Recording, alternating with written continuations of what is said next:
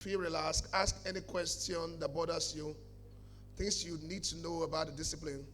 So many of us find ourselves in this profession not because that was the first choice of our courses we opted for, but today we bless God that we are here. And so, such questions are in the hearts of some of our students who feel like maybe this is not the right place you should be. I tell you, your questions will be answered, and you will thank God that you entered for this course. Ladies and gentlemen, please let's put our hands together for Professor Chris Akinwile to kindly come up to do this session. Students, boss, please, can you allow the students come now? This session is member students in conference.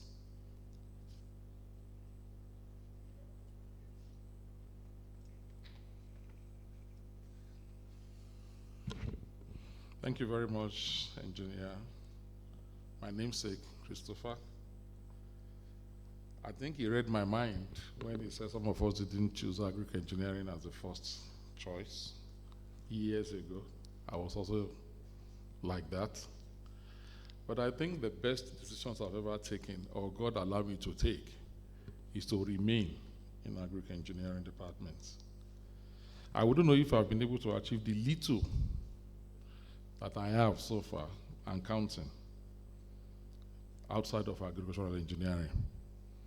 And that's my opening statement this morning to those who might probably have that mind, or who are still thinking that by the time they are done, they probably will bury the certificate somewhere and run to another department to do their postgraduate studies. I did run to mechanical, ran back to agric engineering. For my PhD, I ran to civil, ran back to agric engineering. So I don't know why, I don't know who told Chris to choose me for this session, but I'm sure I can share from my experiences. Well, like the chairman, national chairman told us, agric engineering is the profession that feeds the nation. And globally, we are in a global mess now because of food insecurity. And the sustainable development goals that were meant to have been achieved in the next 6 years, from the look of things and all the indices that we have, seems to be a mirage. You know, the first one is no poverty, the second one is no hunger, or ending hunger by 2030. Instead of ending hunger, we're having more hunger in the land. The prices are soaring of food prices, of food crops. And in addition to the economic instability, the social instability, we also have the damaging consequences of climate change that is actually impairing negatively on our food crops. And so that tells us that agric engineers are needed to actually come up with novel idea of increasing the land under cultivation, excuse me, as well as feeding the burgeoning population that is increasing on a daily basis without necessarily increasing the land itself. What I'm trying to say is that you maximize production or productivity and minimize losses or wastage. And that is the profession you and I have found ourselves, and that's why we need to really do all we can to ensure that we feed ourselves and the nation. You know, one man sang a song in the early 80s, it's passed on now. Sonny Okosun said, an hungry man is an angry man. And you can see anger in the land. If anybody speaks, you blow hot. This one sneeze, you blow hot. Why? Because we're hungry. And sincerely, if you are hungry, you can't think straight. There is no amount of ideas, ingenuity you have. Once you are hungry, the first thing is to solve the problem of hunger before you can start thinking of other things. So I'd like to welcome comments from some of your questions that may have arisen in the choice of your choosing the profession as a course to study. And what are the ways, or how are the ways you are coping with it, or what are the areas that are still bothering you, that you feel that this will be an opportunity for you to get the views of those who are already ahead of you in the profession, who have actually excelled. Of all the professions under the divisions of Nigeria Society of Engineers, I think by my indices and from all indicators, successful in terms of churning out quality leadership among the rank and file of critical infrastructure and organization in Nigeria is agricultural engineering. We've had the largest number of vice chancellors, we've had the largest number of professionals who have distinguished themselves both within and outside the church of this country who are agric engineers. They may have done other things at higher degrees, but the basic background or the basic training was in agricultural engineering. So that gives me the confidence that with this set of future that we have, of course, it can only be better if only they have the right mindset, the right impetus to go all the way and then to think outside of the box to ensure that you leave your footprint in the sand of time as far as that profession is concerned. So do we have comments, questions? I try to summarize. I don't want to take our time because we have just a little time. Very soon we will start the program. But if there are questions. Yeah, the question here. Okay, sir. So we can just take one or two before we start the meeting. Thank you. Permit me to stand on the existing protocol. I would like to ask a question. Can you please identify yourself My and name your is institution? Boson Christiana from Advocates of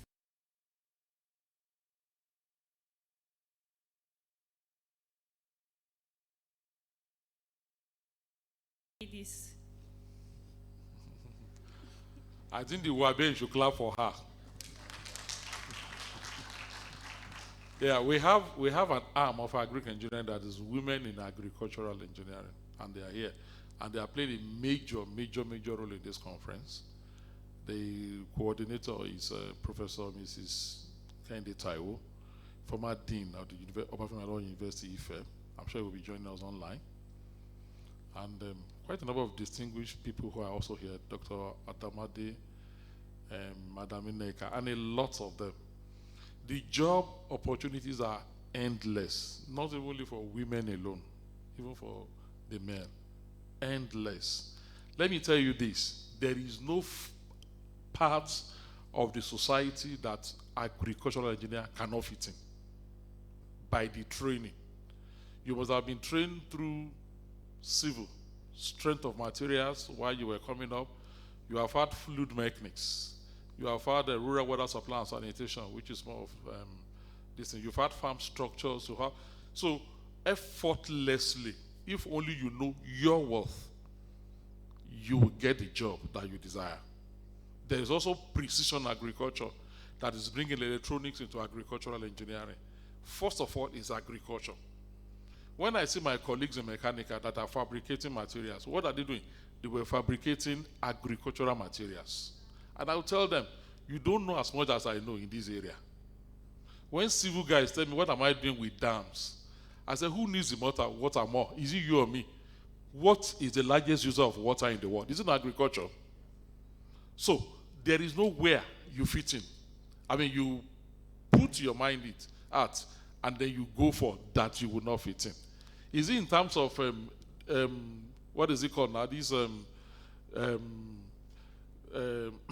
climate smart agriculture that the meteorologists are also doing. It's part of agriculture.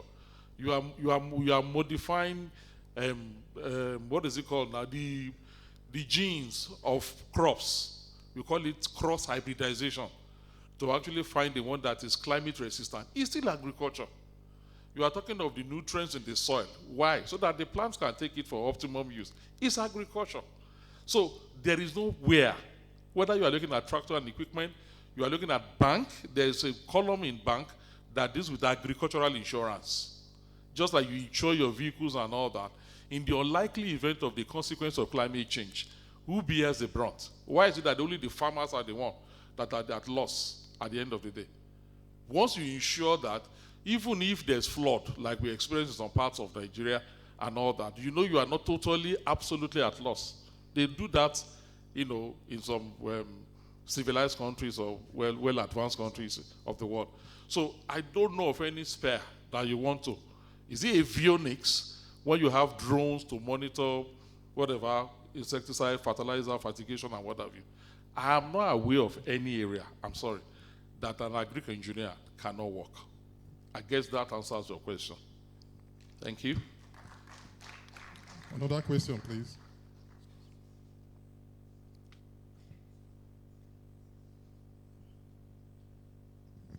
Hello, thank you very much for the opportunity. I am Anas Umar from Bayero University.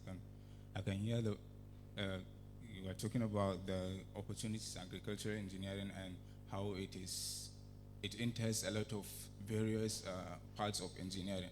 I want to ask I want you to talk about how agricultural engineering is collaborating with other parts of engineering, like how agricultural engineering allows various parts of engineering, like civil, agriculture, and mechanical, and mechatronics, to work with them and collaborate with them. Thank you. Thank you very much, my friend. We are doing serious collaborations. In fact, the line between agriculture, agricultural engineering, and other arms of engineering is getting thinner day by day because there's an overlap of what you do. Now, you don't talk exclusively about agricultural engineering if you are in soil and water, that you don't talk about drainage. Now, there are some drainage equipment that need sensors. Yeah, you have a little training in electrical engineering, but you also collaborate with people in the electrical electronics section. If you are talking about drones, robotics, you're talking about mechatronics. These are people that you work together. So there is multidisciplinary now, these days, with respect to, because that's the only way to move forward as a nation. And I want to announce to you that the strength of any nation is in its education, R&D. So now, technically, there is nothing like agricultural engineering as a department in most of these advanced worlds. It's either you have agric and biosystems, agric and environmental, agric and what, or bioengineering and all that. It tells you that there is a fusion between these arms of engineering and agricultural engineering. And that should be your own starting point, your generation. The people that trained us, they will tell you what is agric engineering in this work when we're doing our research those days. But now you want to see how you are going to leverage on the knowledge of somebody in electrical electronics, somebody in civil and all that, to actually bring out novel products that can actually impair positively on our development. So the collaboration is there, and that's what one of the drivers of this current administration or regime led by Professor Joshua Olarewaju Olaoye, to ensure that everybody that is everybody comes on board to work together to solve some of the myriads of problems bedeviling Nigeria.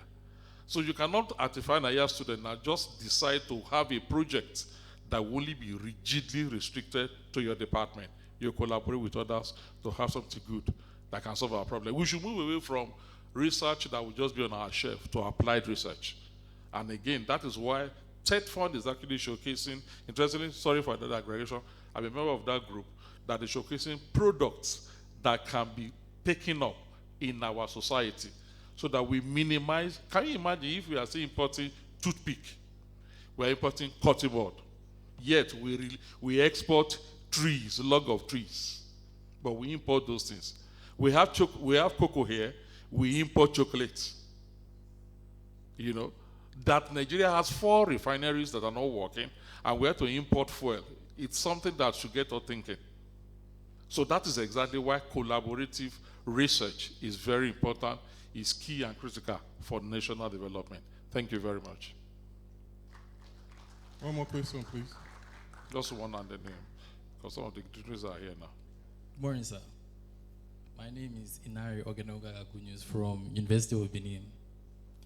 I have a question. The state of the country now is not funny due to the increase in prices of agricultural products and food products in general.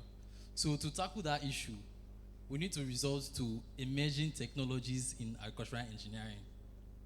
And coming to that, emerging technologies in agricultural engineering, enforcing those technological advancements in our country as of now needs funding. Capital is capital intensive in general. So I want to ask, for us young engineers and engineers already practicing already, so I want to ask, how can we attain those funds? Are they, how can, just bring it to our knowledge, how we can process those funds to get to increase the production of agricultural products through emerging technologies? Thank you, sir. Thank you very much. Yes. You know, that's the theme of this conference, this international conference, Emerging Technologies for the Development of Agriculture in Nigeria. I want to say that fund, essentially, interestingly, this might shock many of us, is not the major problem, it's the idea. Once you have the idea, fund will come. If you ask some of the richest men or excellent entrepreneurs and the business mongols we have in Nigeria today, they will tell you, money follows your idea. I'm telling you, give an idea that makes sense. Funds will run after your idea. Everybody wants money. An entrepreneur is not a Father Christmas. He wants to ensure that he puts his money where his nose is for the purpose of making profit. Is that okay? And once he sees sense in your idea, your novel idea, that if he puts his money here, he's going to make more money, he will put down the money. And there are a number of organizations that fund agricultural activities. We have a Bank of Agriculture that is exclusively designed to fund agriculture. We have, like I mentioned, TED Fund. Bring up idea, they will put down their money. And a lot of other. Even there are other international organizations that still will put down money. But let us see your emerging technology. Number one. Number two is that many of the reasons why we lack access to fund is because we're not coming up with anything that solves problems. Or the ones that we are coming up with has been developed elsewhere. So it is not new, as it were. And like one of my teachers mentioned, he said you must be able to think globally, but you act locally. Glocalization. I think that should be the watchword that I will leave with the students as we start this conference. Think globally, but act locally. Why is it that we still depend on John Deere's tractor to work, to do mechanization in Nigeria? Why can't we, if at the very least we cannot manufacture, come up with something that we can clone that can enhance our mechanization process? Because I tell you, if you can remove the cost of mechanizing a land, 56% of the money you are investing is gone. That means if somebody can help you to mass produce the land on a large scale and all that, what you are going to invest and what you are going to have as a return on investment will be massive. But to actually get someone who can produce 250 acres of land with the kind of because those tractors, I'm just using that as an example, just one, they are designed for the climate where they came from. And so they work well there. Optimally, they are not very functioning here. So think, why can't you think? We have Tata that is being made in India, that is working well in India. But because they want market for it, they bring it to Nigeria. So can we just think globally and act locally? Let's solve our problems. Like the Agendas 2063, the Africa we want. The problem of Africa should be solved by Africa in Africa. So let's think like that. Nobody will solve our problem for us.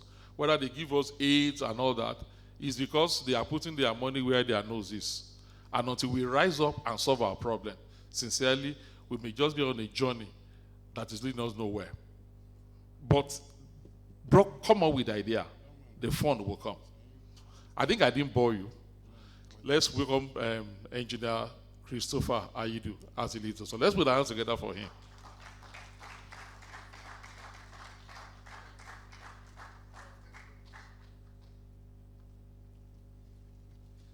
Thank you very much, Professor C. Kimbile. Quite an interesting session, I guess. I want to believe that some of our questions that have been disturbing our hearts as young engineers or students have been addressed. If we have any of our elders who want to make a comment on this session, I want to give us 2 minutes to add our voices to what Prof. ended. Please, is anybody who have a contribution to make in line with the questions that were asked by our students and young engineers?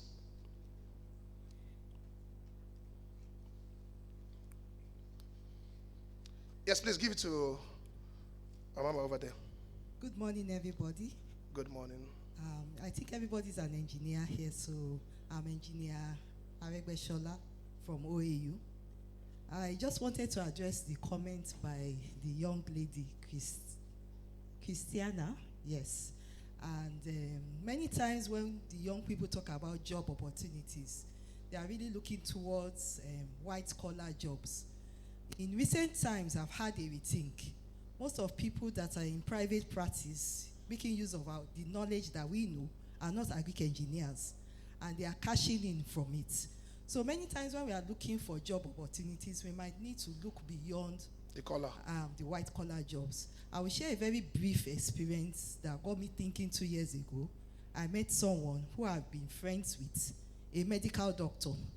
Today, as I speak, the person went out and worked as a medical doctor for many years, but while she was out, she saw business opportunity in things that relate to our profession. Now she's completely back in Nigeria, and all she's doing is agric engineering stuff. She started with drying and packaging spices that she exports.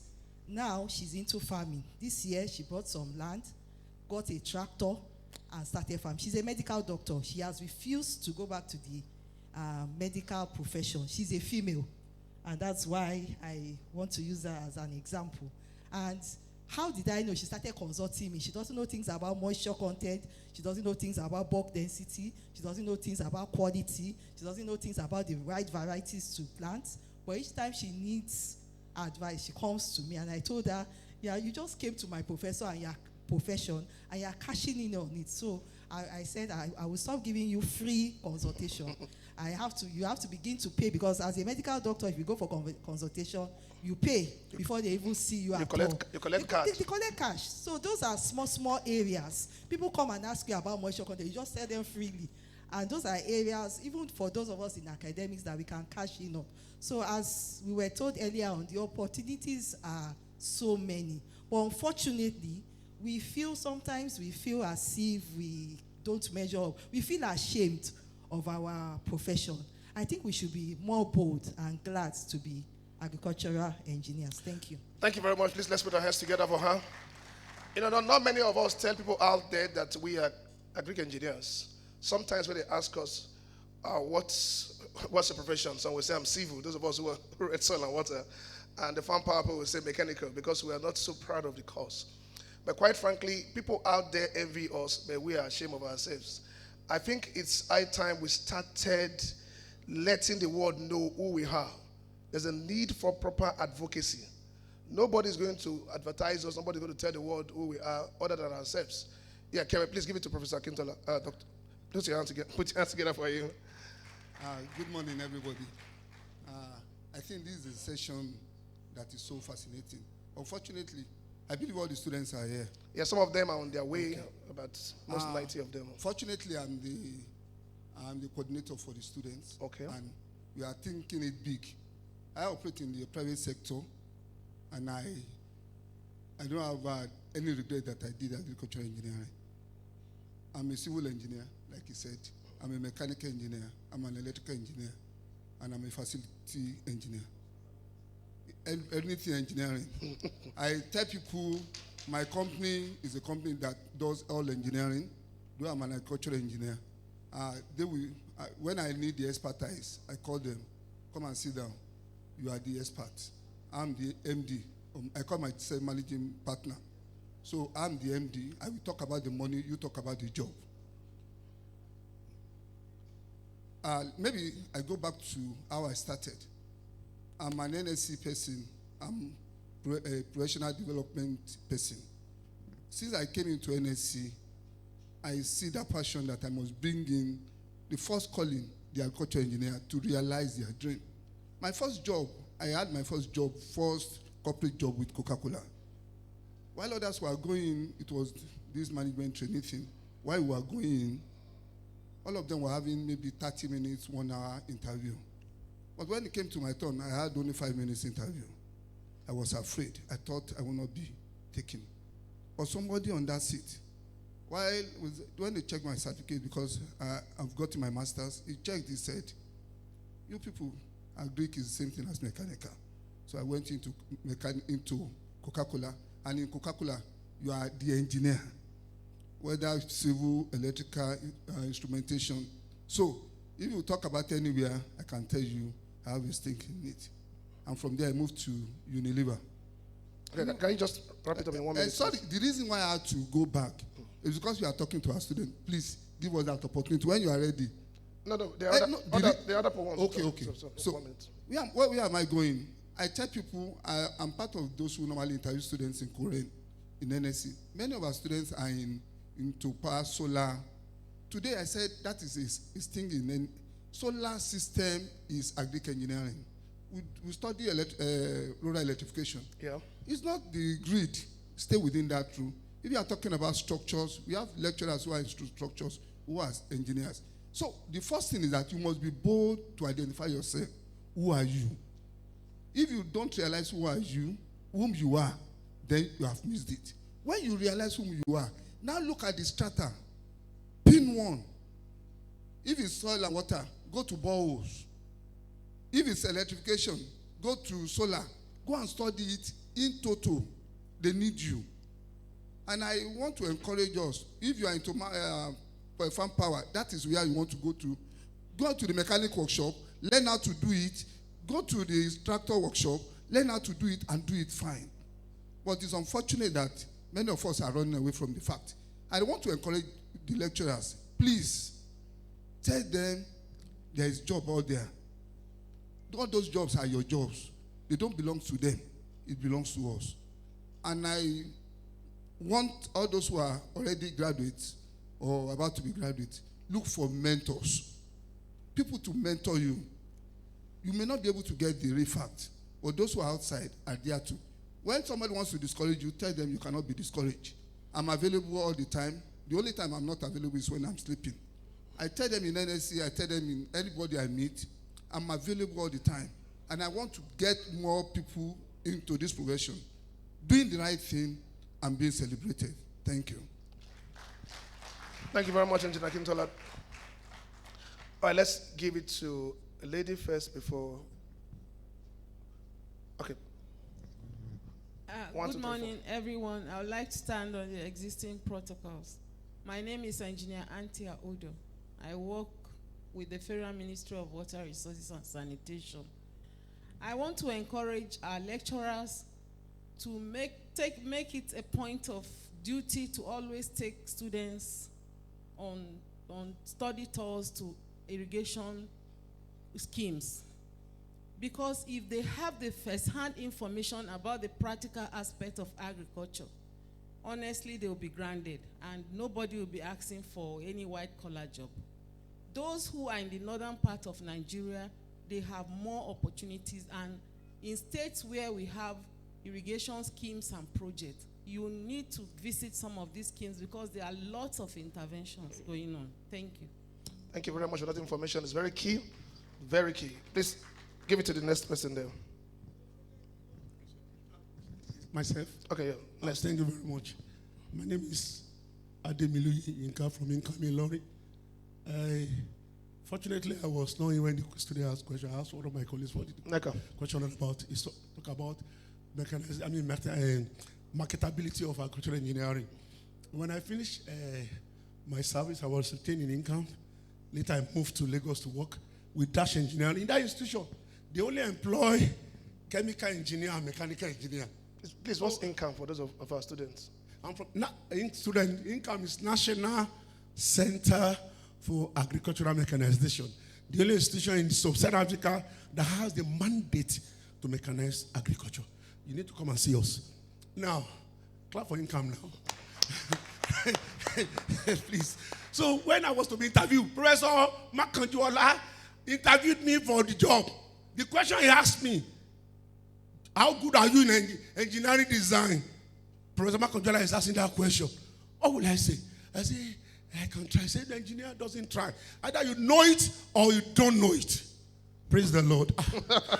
So, Lo and behold, I was engaged. By the time I left that institution back to income, they have employed more than 6 agric engineers because of my little performance. I'm telling you the truth as he said it. Somebody mentioned Akitola. My elder brother studied agric engineering. Bampa de Miluyi. He was the marketing manager for International Tobacco Company. He was the best marketing manager they ever had. Agricultural engineer can do anything. One of my colleagues there, the accountant were getting money.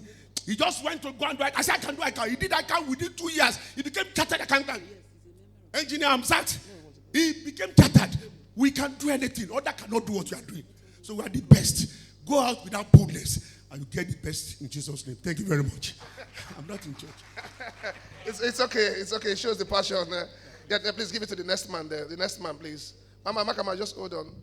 His hand was before your hand. Yeah, thank you. Standing on the existing protocol, I'm Engineer Dr. Ezekiel. I'm from University of Jos. I'm in the Faculty of Agric. I take weather, farm power, soil and water, all agric engineering courses in the faculty. So what I want to say is this. I took final-year students out for a tour, visited different farms. After the visitation, I had discussions with them. I was so surprised after I interviewed them. Some of them applied for medicine, nursing, and pharmacy. A good number of them, like 80%. And they told me something that struck my heart, that if not for this visit, they were planning to have nothing to do with agric after graduation. This is the second semester final year. And that thing struck my heart. So ever since then, my last class is usually public lecture. The last one I did, I had to bring somebody from geology who's eating heavily from agric. He just finished service, but he has traveled to 53 countries because of the innovations in agric. Now what I want to say is, this is my observation. First, I discovered from my study offering from Ahmadu Bello University, I discovered that because of the places we go, civil, you become in touch with the course when you were about to leave. About second semester, 300 level, 400 level, first semester, second semester, you are going for IT, 500 level, you just have 1 year.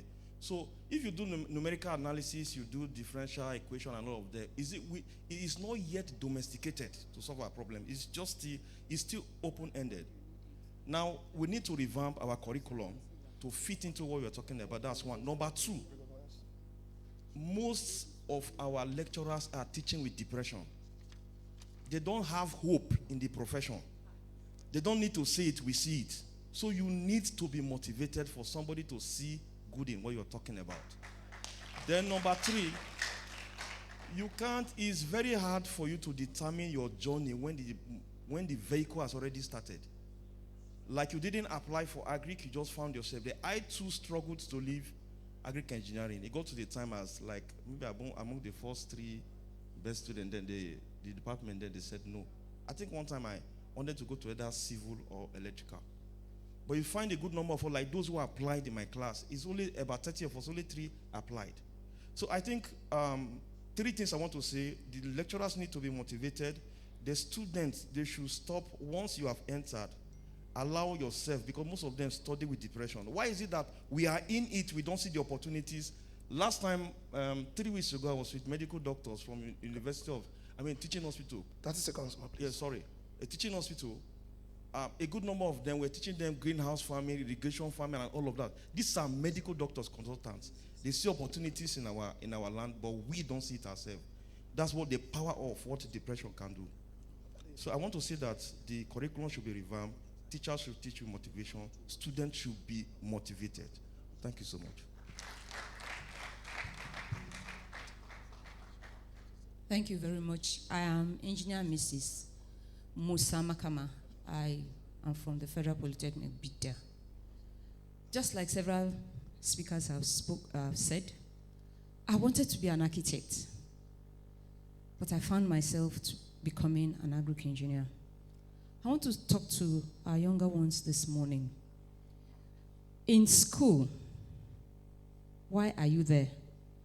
I have come to find out that a lot of students are not interested in academics.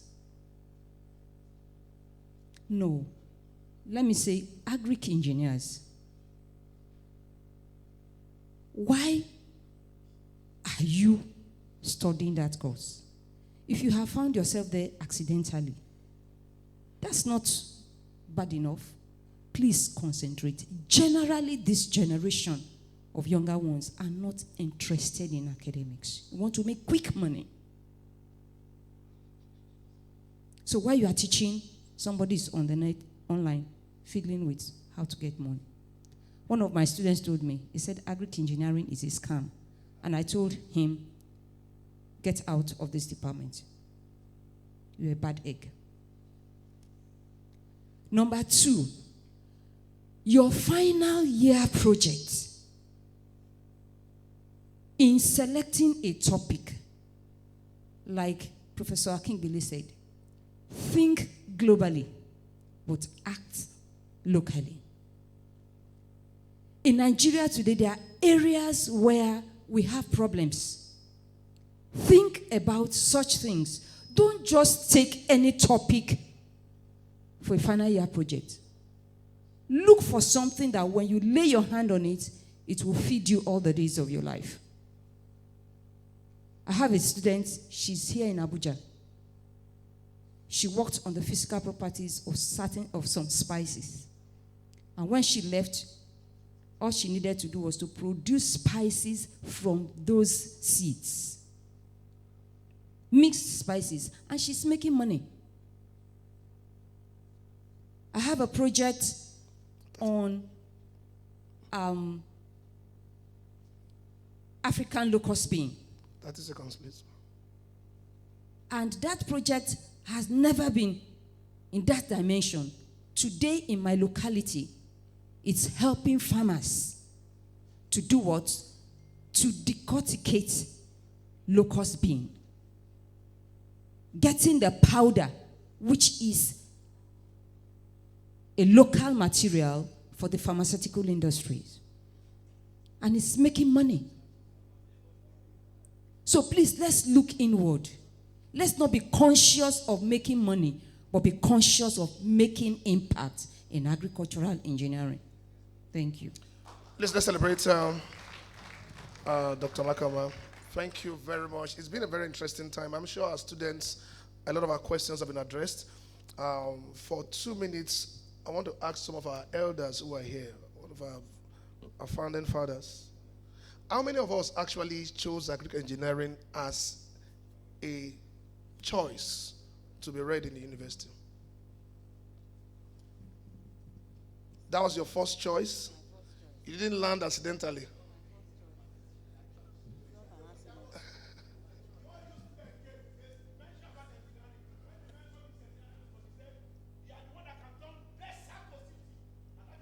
Please give him the mic. He said, we turn desert to city. Desert, no water, soil and water will come. Desert, no structure, structure will come. Desert, no machine, we bring it. No nutrient, we bring nutrient. Go to desert in Israel, design a city. That is our job. We are the best in engineering. I mean, please, let's clap for ourselves. Let's clap for ourselves. It's interesting to know that some of us actually read agricultural engineering, or chose it as our first choice.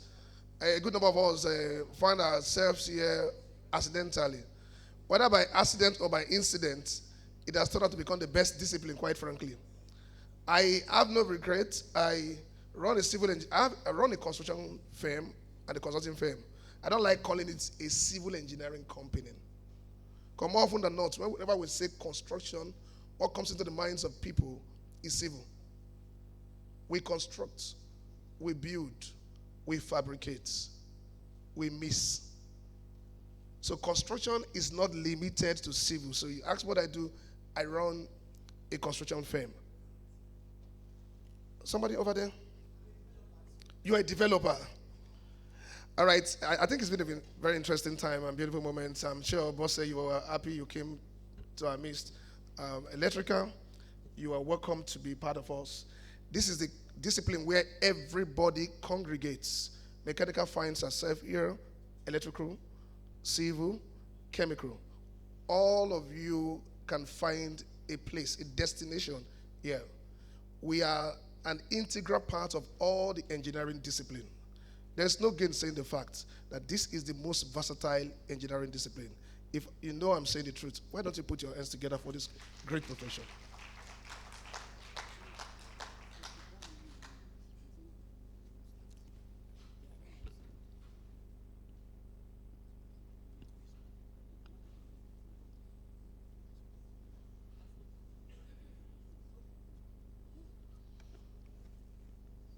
All right, so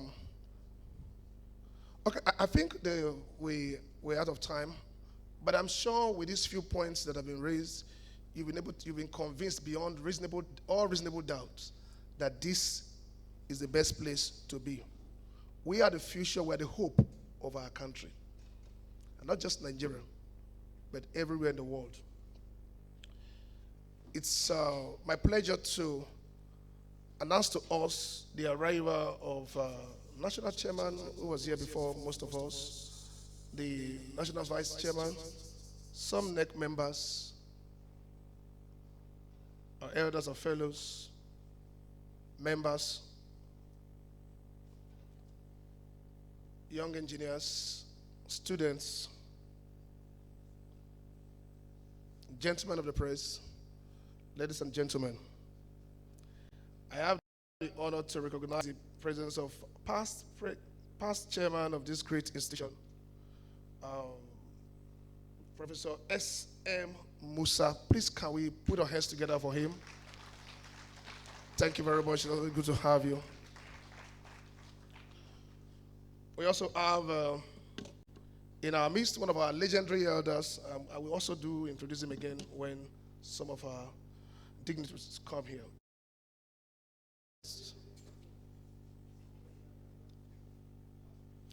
One of our choices, one of our best, Professor Peter A. Please, can we rise to our feet as we recognize the presence of His Excellency the Governor of Borno State, Engineer Professor Abagada Zulu. Please, let's put our hands together for him. And on this note, I think we can take the national anthem.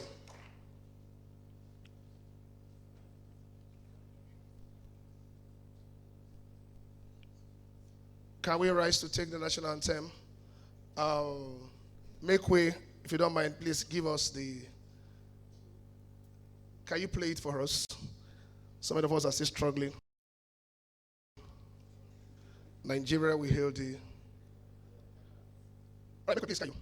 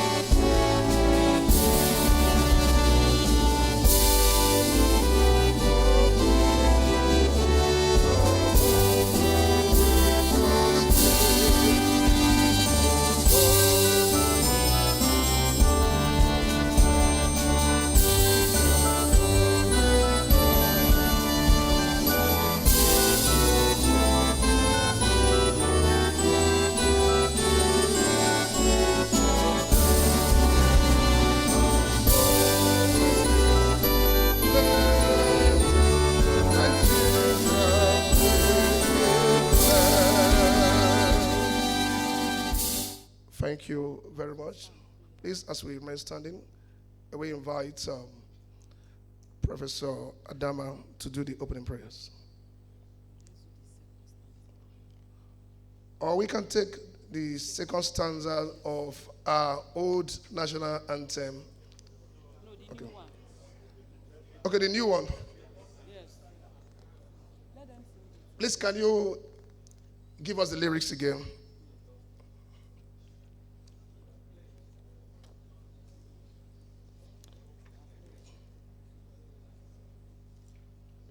All right, we can read it from our manual. Please, can we take the prayers, please? O God of all creation, grant our one request.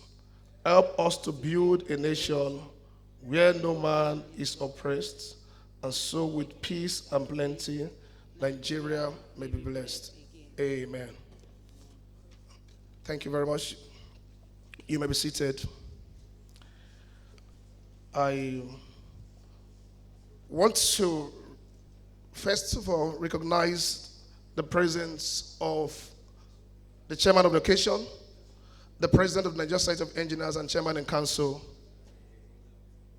Engineer Margaret Aino Guntola, who is ably represented by the deputy president of this great institution, Nigeria Society of Engineers, Engineer A.A. Rabiu, FNSC, F9. Please, let's celebrate him.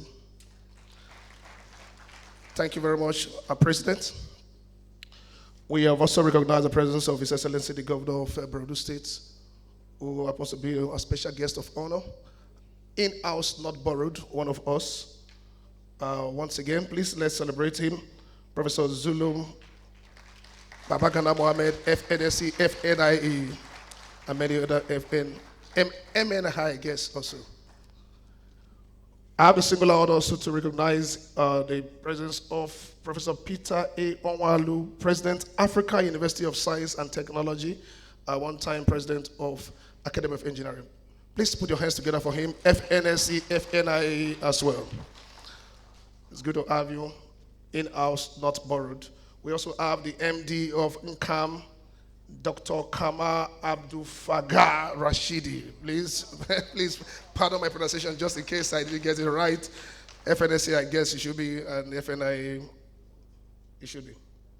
We also have our chairman, our host, our ever sit-down well chairman, and very swagalicious chairman, Engineer Professor Joshua Olawe, FNSC, FNIA.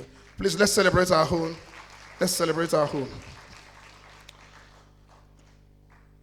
The list is endless. As time progresses, I will be taking time to recognize the others who are here. We also have Professor J.C. Adama, the National Vice Chairman, who also doubles as the CPC Chairman. Please, let's put our hands together for him. We have also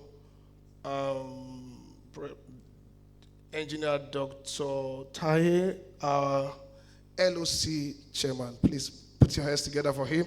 He's our host, and it's been beautiful since we arrived here on Sunday. Yesterday was Heaven on Earth. We had the best cocktail party since the inception of this great institution. Ladies and gentlemen, like I did say, I will be calling on others. I'll be recognizing others as they come in.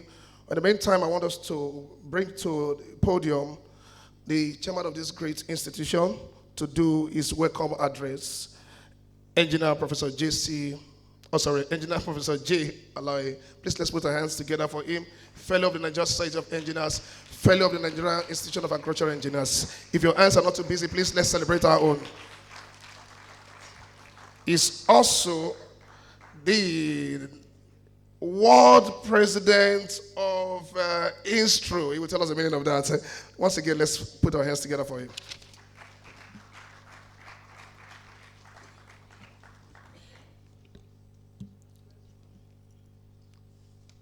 I want to give glory to God for making today another reality in the Hanan history of our institution. I have the privilege and honor to welcome to these great occasions as we celebrate the 24th International Conference and 44th Annual General Meeting of Nigerian Institution of Agricultural Engineers to this warm gathering. It is my pleasure to welcome you all to this important occasion. I must recognize the presence of His Excellency, the Governor of the people, the award-winning governor, the Governor of Borno State, His Excellency, Engineer Professor Umar Babagana Zulum.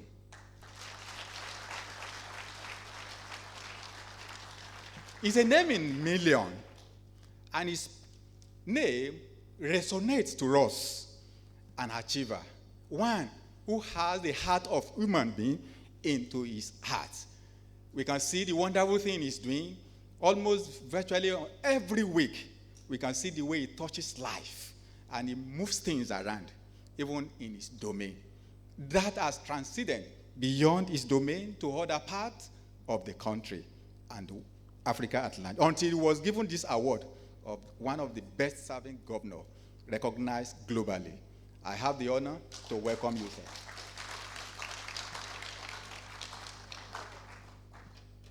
I recognize the chairman of this occasion, our president, Nigerian Society of Engineer Margaret Aina Okutala, FNSC, ably represented by his deputy this morning. I welcome you, sir, to this important occasion. The presence of other eminent dignitaries is well recognized and appreciated. I want to welcome all of us to this great gathering. I thank the immense work of the chairman of the LOC of this gathering, Engineer Dr. Tainshe Samala, who, with his team, had put all these together for us for our delight. I welcome you severally to this gathering. The annual event remains the premier gathering of professionals in the agricultural engineering community across Nigeria and beyond. This gathering serving the fighter platform to share insights, exchange knowledge, and foster innovation in the diverse field that define agricultural and biosystem engineering.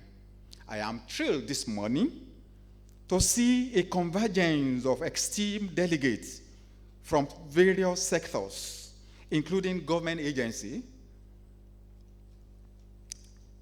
industries, and consulting firms, manufacturing enterprise, farming organization, research institution, secondary schools, and tertiary institution. Your participation affirms the significance of the profession and the shared commitment to the sustainable advancement of agriculture in our nation. This year's conference is particularly unique, and it is more than just an opportunity for technical exchange. It is a reaffirmation of our professional mandate. It provides us with a critical opportunity to project one of our core responsibilities, reinvigorating the dynamics of our professional existence in the national governance space and repositioning our institution as vanguard for promoting agricultural mechanization development in Nigeria. This aligns with our overall vision of being at the forefront of efforts to transform Nigerian agriculture through engineering innovation. The theme for this year's conference, Emerging Technologies for Sustainable Environment in Agricultural Land Space and Food Security, could not be timely as we delve into discussions on emerging technologies and sustainable practices. We must bear in mind that agricultural engineering is key driver for transforming our agricultural land space. It plays a pivotal role in delivering food and water security, ensuring sustainable agricultural production, and ultimately supporting the economy, prosperity of our nation. As vanguard of sustainable environment for agricultural land space, at this conference, we are set to look into providing means to preservation of soil health and fertility, mitigating of climate change impact, and diversity and conservation of ecosystem stability.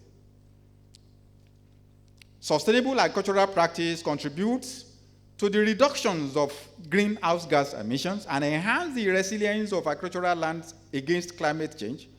Strategies like agroforestry, conservation tillage, and water management help sequester carbon to reduce flooding risk and maintain moisture.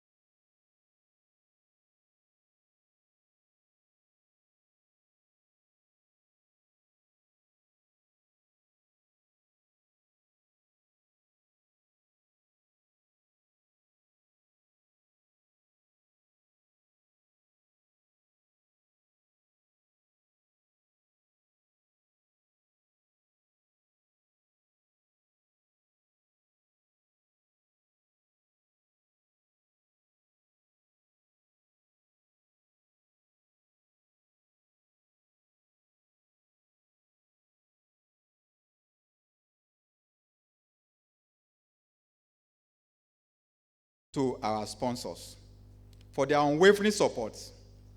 And again, I want to specially identify and openly at this gathering again that His Excellency, one of us, had again made us proud for sustaining and for sponsoring this event, making a singular or major donor for ensuring that we have this ambient environment and this well-organized conference. We are grateful, sir. We are always remembering him for his interest in agricultural development and for this profession. And we are promising you, sir, we will not fail you as we project the name of the institution and we bring glory even to the country. Thank you very much. I must also recognize other donors who had assisted us in various ways by reaching out to us. Before I conclude this welcome address, I must also take time to present to us and recognize and respect some of our colleagues who are no longer with us, especially thereafter our last conference in my good.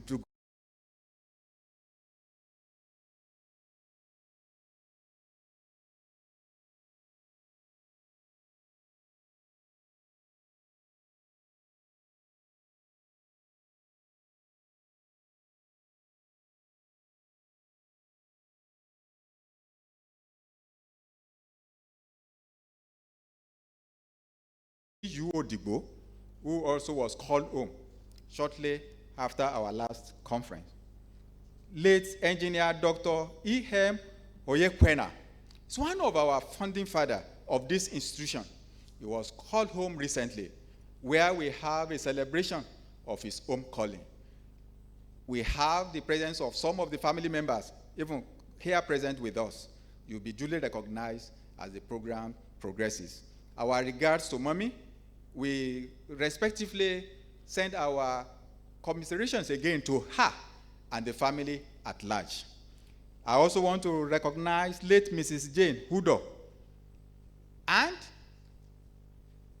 last but not the least, the victims of Borno State flood disaster of just recent time. We want to again respectively giving reference to them by just rising up for just a minute silence on behalf of our departed colleagues and friends.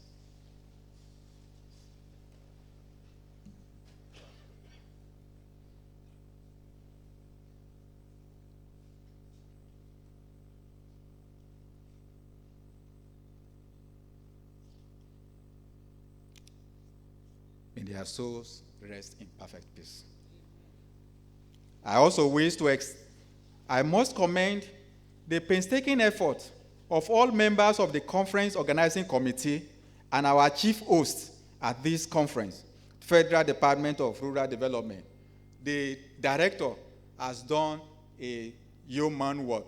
At the beginning of the program, he told us that we should not be afraid, and we can say today that the director of rural development has really performed his work by encouraging and empowering all members of his ministry to be active members of the LOC. We send our special appreciations to you. I must also, at this point, thank the technical committee who had worked assiduously to ensure that we have a successful conference. Like Niae, all our conferences, we ensure that the technical section is taken seriously. And this year, we received over 136 abstracts reviewed. And the numbers of papers submitted, after review, we also record 113 full paper. Numbers of successful articles, we may not be able to take all, 88 were successful. And although 8 from other players, but we condense them into other useful form. These presentations, as we gather there, will be presented in 13 sections, 12 and 1 virtual. 12 will be physical, and we will have 1 virtual platform. And we have 13 chairmen, rapporteurs that will also ensure that these sections are well properly coordinated, including the poster sections. And at the end of the presentation, we are looking forward to having an award for the top 3 papers. Top 3 papers presented at this conference. 2 sets of panelists will also come on board at this conference, where we have distinguished personalities to do justice to the themes and the themes of our conference and the sub-themes of this conference. I want to assure us that at the end of this conference, communique will also be issued. Actionable communique with timeline attached to it, and we will monitor it for effective utilizations of these communique presented. Again, once again, as we deliberate and chart a path forward, I pledge that the resolutions and communique generated from this conference will be presented to all relevant stakeholders in government, industry, and academia, in ensuring that our insights, our recommendations are leveraged to advance the agricultural development of our nation. Once again, I welcome you to the 24th International Conference, 44th Annual General Meeting of Niae. May our time together be fruitful, insightful, impactful for the future of agricultural engineering and the prosperity of Nigeria. Before I take my seat, I must also like delivering an assignment or a message for someone who has sent me out.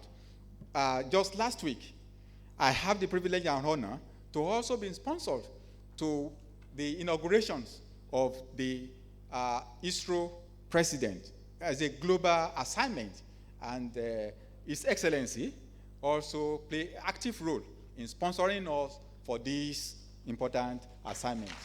I want to deliver, sir, that the assignment was carried out, the inauguration was done, and the flag and the gavel of ISRO authority was handed over to me. The film was sent for your view, sir, and we are back in Nigeria. When the flags and the gavel was handed over to me, it was said that it's like a Olympic light that we are taking from shore to shore. It has arrived and landed in Nigeria. I will come to also respectively hand it over to you, sir, as we are hoping to host the world in 2027 when they will be gathering to discuss again issues on soil tillage and dynamics. I have the privilege to also introduce one of the board members that was also inaugurated at that conference, Engineer Professor A.P. Unwalu. Together, we are hoping to receive the award in Nigeria in 2027 to further chart way forward for revolutionizing the agricultural practice in Nigeria. Once again, I welcome you to this gathering. Thank you, and God bless.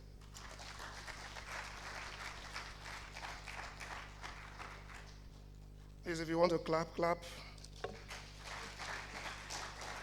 Thank you very much, Amiable Chairman. You know, the Holy Book says it is not good for a man to be alone. Then we ask question, can women be alone? So one of the things you used to know who a man is if he is not alone. So any male species that is alone is not a man, it's just a male. His Excellency the Governor of Borno State, who happens to be one of us, is a man because he doesn't walk alone.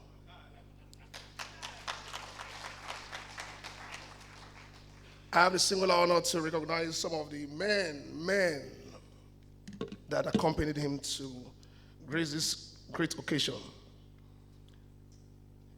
Engineer Dr. Babagana Mustafa Malube, FNSC, the Honorable Commissioner of Budget and Planning, Borno State. When you have engineers in your team, you can say that that ESCO is up for greatness.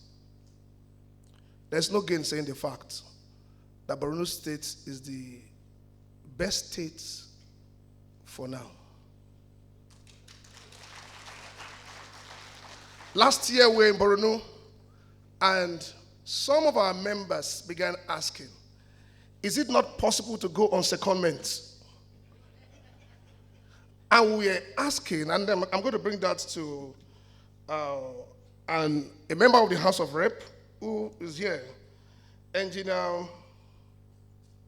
Honorable Engineer Buka Taiba, FNSC, member of House of Reps from Borno State. I think you can make a law to this effect where governors can go on secondment. Because some states are asking, can you just give us Governor Zulum to at least lead us for 1 year? Please, people should put that into consideration. Honorable Bello Ayuba, State Commissioner, APC, Borno State. State Chairman, rather. State Chairman. It's good to have you.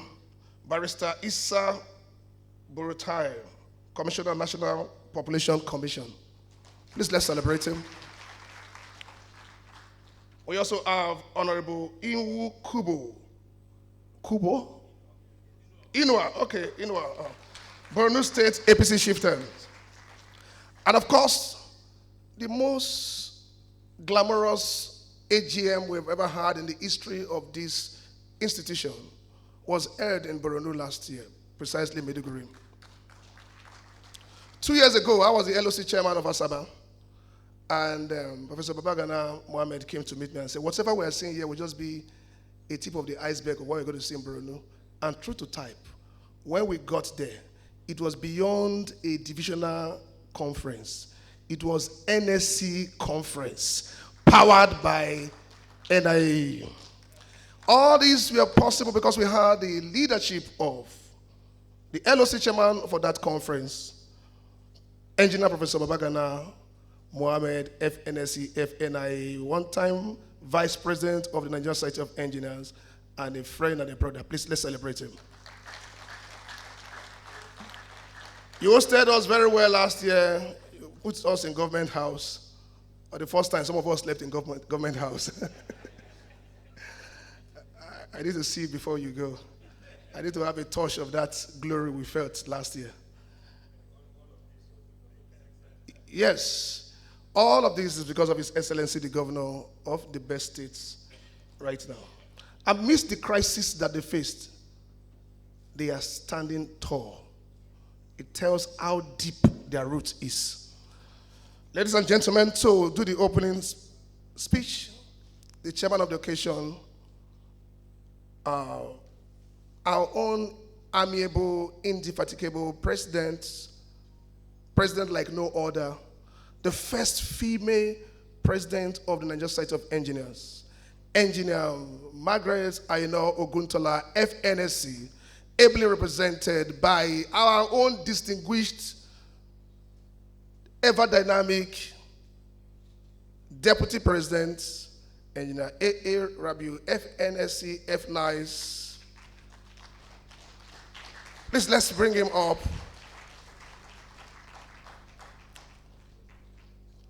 Help the President, please. A regulator turned administrator. Welcome, sir. Turned advocate.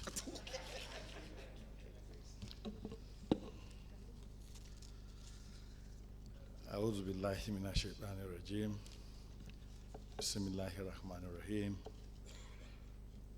Your Excellency, the Governor of Borno State, the Engineering Governor of Borno State, Engineer Professor Babagana Umar Zulum, FNSE, CON, MNI.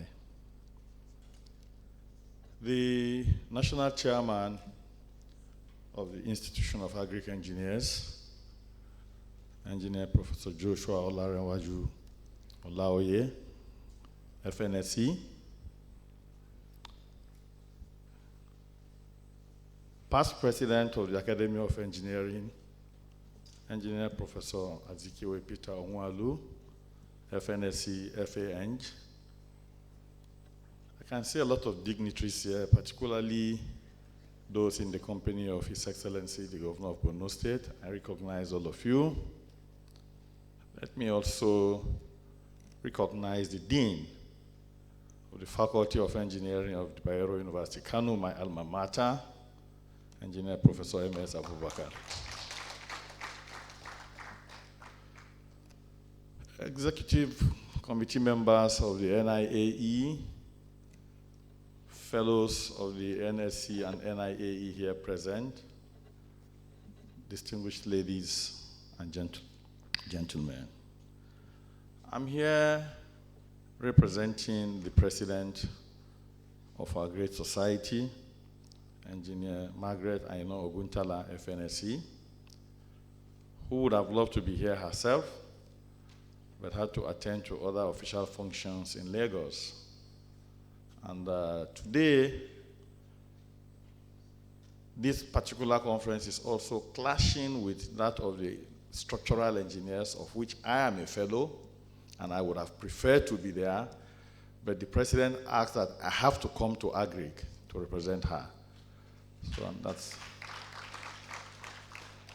So that is the esteem with which the president holds the NIAE.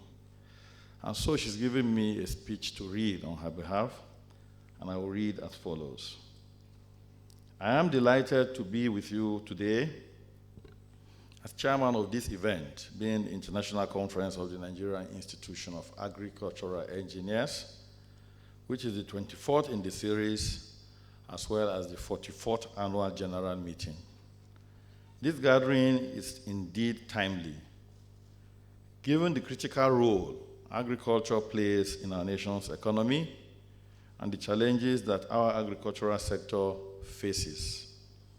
I extend my congratulations to the leadership of the NIAE for consistently championing the integration of engineering solutions to advance agricultural practices in Nigeria. I am particularly pleased to note that the theme of this event, which is Emerging Technology for Agricultural, Environmental Sustainability and Food Security, is in harmony with the theme of our forthcoming international conference, and it resonates deeply with the current challenges facing not only our country, but the world at large. It focuses on providing engineering solutions on food security challenges and mitigating the effects of climate change. As professionals, we have a duty to contribute our expertise toward solving the pressing challenges facing agriculture today. This conference provides an opportunity for knowledge sharing, innovation, and collaboration. It is my hope that the ideas and solutions that emerge from your discussions will lead to actionable outcomes that will enhance productivity and also promote environmental sustainability. As we proceed, I urge all participants to remain focused on actionable strategies that can be adopted and implemented in the field. The government must also play a role by creating enabling policies that encourage the adoption of these technologies, support research and development, and provide the necessary infrastructure for sustainable development in the agricultural sector. Let me use this opportunity to remind each and every one of us that the 2024 International Engineering Conference and Annual General Meeting of the NSE will hold between the 18th and 22nd of November 2024. Precisely, we have 34 days away from the conference. I want to believe that everyone here has already registered for the conference. And as you already all know, the theme of the conference is Sustainable Engineering Solutions to Food Security and Climate Change. Over 6,000 practicing engineers in the academia and industry, as well as other development stakeholders and policymakers, are expected at the conference. Others include captains of industry and entrepreneurs, especially in the oil and gas industry and food security value chain, from across Nigeria and other parts of the world. The event offers the auspicious prospects for participants to network with investors as well as technical and financial experts for sustainable collaborations. The conference also has a grand exhibition for industry players in various sectors to showcase their products and expertise. We have also secured many partnerships and collaborations. Now I'm using this opportunity to invite all members of the NSE and other development stakeholders to take advantage of the early bird window to register for the conference. I encourage you to check out the NSE website, www.conference.nsc.org.ng, for more details. I am looking forward to receiving you all with your spouses at the flagship event. I wish you successful deliberations. Thank you, Engineer Margaret Aino Oguntala, President and Chairman in Council. Thank you very much. I'll go from here.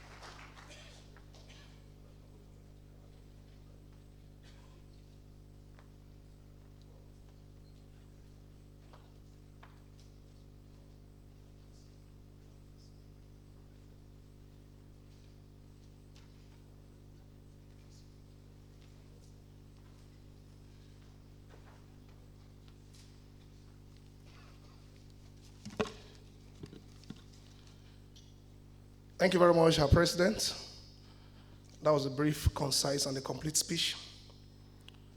I want to take time to recognize one of our own.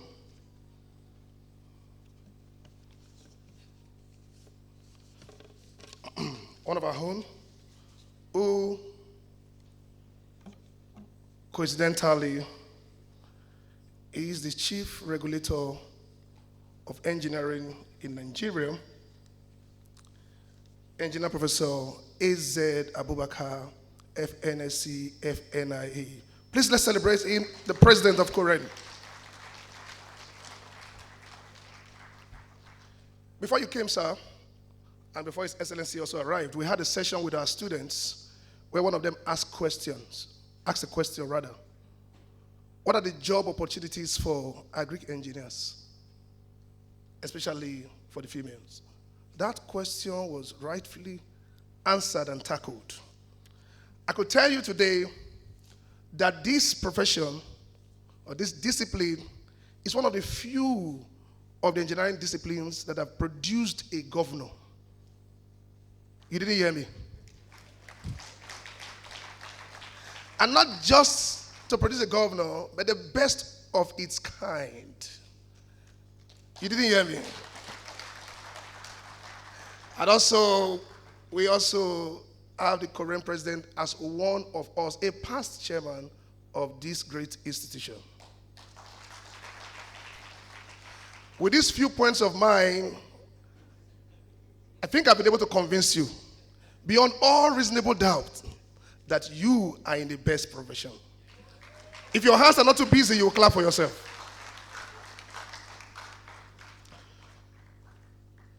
Among the entourage of His Excellency, the Governor of Borno State, we also have Engineer Professor Boboy Omar, FNSC, FNIA, a top-notch technocrat and a very close ally of His Excellency, the Governor of Borno State. Please, can you stand up for recognition? Let's celebrate him once again. I may be speaking the mind of the national chairman that all NIA members are officially now members of Borno State. So when we are saying our states, when we say our states, you just know what we're talking about. So our governor also sponsored over 90 members for this conference. As a matter of fact, before the arrival of the Borno State delegates, we're now calling them, where are you people? Where are you people? Because everybody was looking so scanty. We can say that more than half of us who are here came from our states. 2 years ago, when we hosted you in Asaba, they came in their numbers. They intimidate people. They flew over 30 of them to Asaba. They didn't come by road. Over 34 of them flew to Asaba, and they were more than people from Delta State who attended that conference. So when they come to your home, they take it as their home. So we are all members of Borno State. And the support they also gave us was huge. And last year, history was made that we can never forget in our lifetime. We want to, and again, we also have over 40 of you who are also presenting paper in this conference. Our state is the best state in the country. Right away, there are so many names on our list, but I understand our guest speaker, the Minister of Agriculture State, is on his way. And before he arrives, we may just do one or two things and take some goodwill messages. And so we don't bore you beyond the necessary. But it's also interesting to know that our state is also one of the chief sponsors of this great conference. We also have AgComs International Trading Limited, a Nigerian company driving innovation in agriculture, mining, and construction. AgComs is also the sole distributor of John Deere tractors in Nigeria. They happen to be one of our sponsors for this conference as well. Please, can we see you, if you're not so busy, rise to your feet. Let's recognize your team members. Thank you. The chairman of this institution appreciates you. We want to do more with you. Nkam also appreciates you. You may take your seats. At the course of the program, we may give you time to just tell us more of what you do. Can I have a musical interlude for just 2 minutes, please?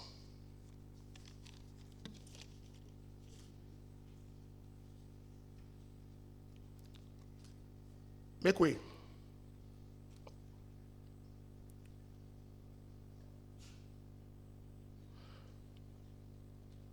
Professor Kimbile, are you here? Or can I have you here, please?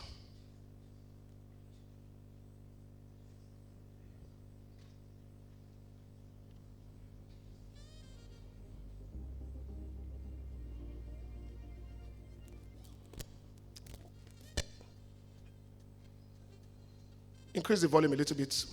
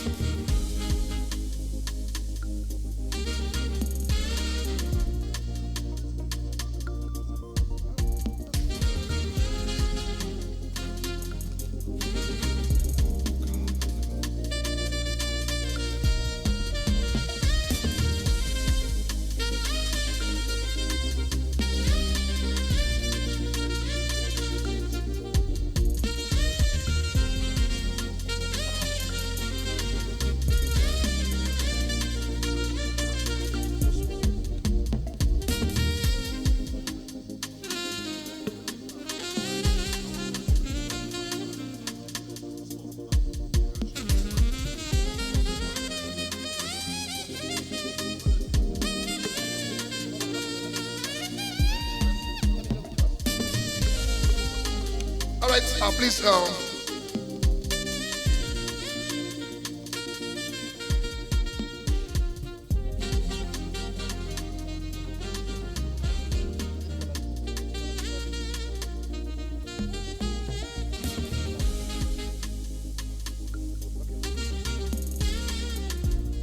right, before we take goodwill messages, we want to take one of our lead papers presentation.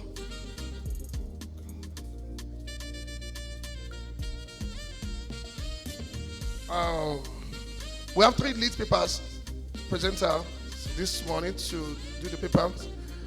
The citation of the lead speaker is on the brochure. If you have the brochure, please you can turn to page 20, and if you can also read, kindly read it or read it at home. Because of time, we want to call on the technical assistant to the MD and CEO of Kazim, of Galaxy Backbone, Engineer Professor Ibrahim A. Adeyaju, and Dr. Kazim Sulaiman will be doing the presentation. Please, let's put our hands together for him. You can read the citation on the brochure.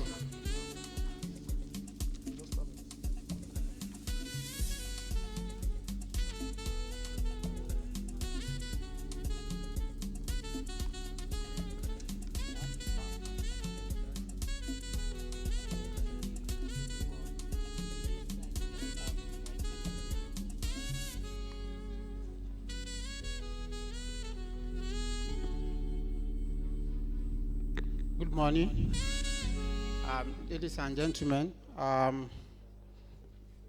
The Executive Governor of Borno State, Engineer Professor Babagana Zulu,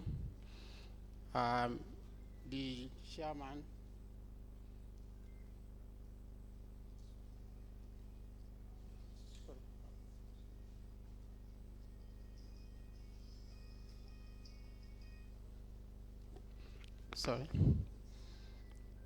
the Chairman of the Nigerian Institutions of Agricultural Engineers, NIAE, and the Chairman of Nigeria Society of Engineers, ably represented by our senior engineer here. I want to please stand on existing protocol. I'm here to represent my boss, Professor Ibrahim Adeyaju, who is also an engineer like us. He is planned to be here today, but unfortunately, something came up that he has to attend to very urgently. So that's why he's not here. So I will be going through his speech. The distinguished guests, esteemed colleagues, ladies and gentlemen, I'm honored to stand before you today at this esteemed gathering of experts, engineers, and stakeholders committed to advancing agricultural practices in Nigeria. I extend my sincere thanks to the Nigerian Institutions of Agricultural Engineers for inviting me to speak on a topic of great importance, AI-powered precision agriculture for sustainable food security in Nigeria, challenges and prospects. You can speak.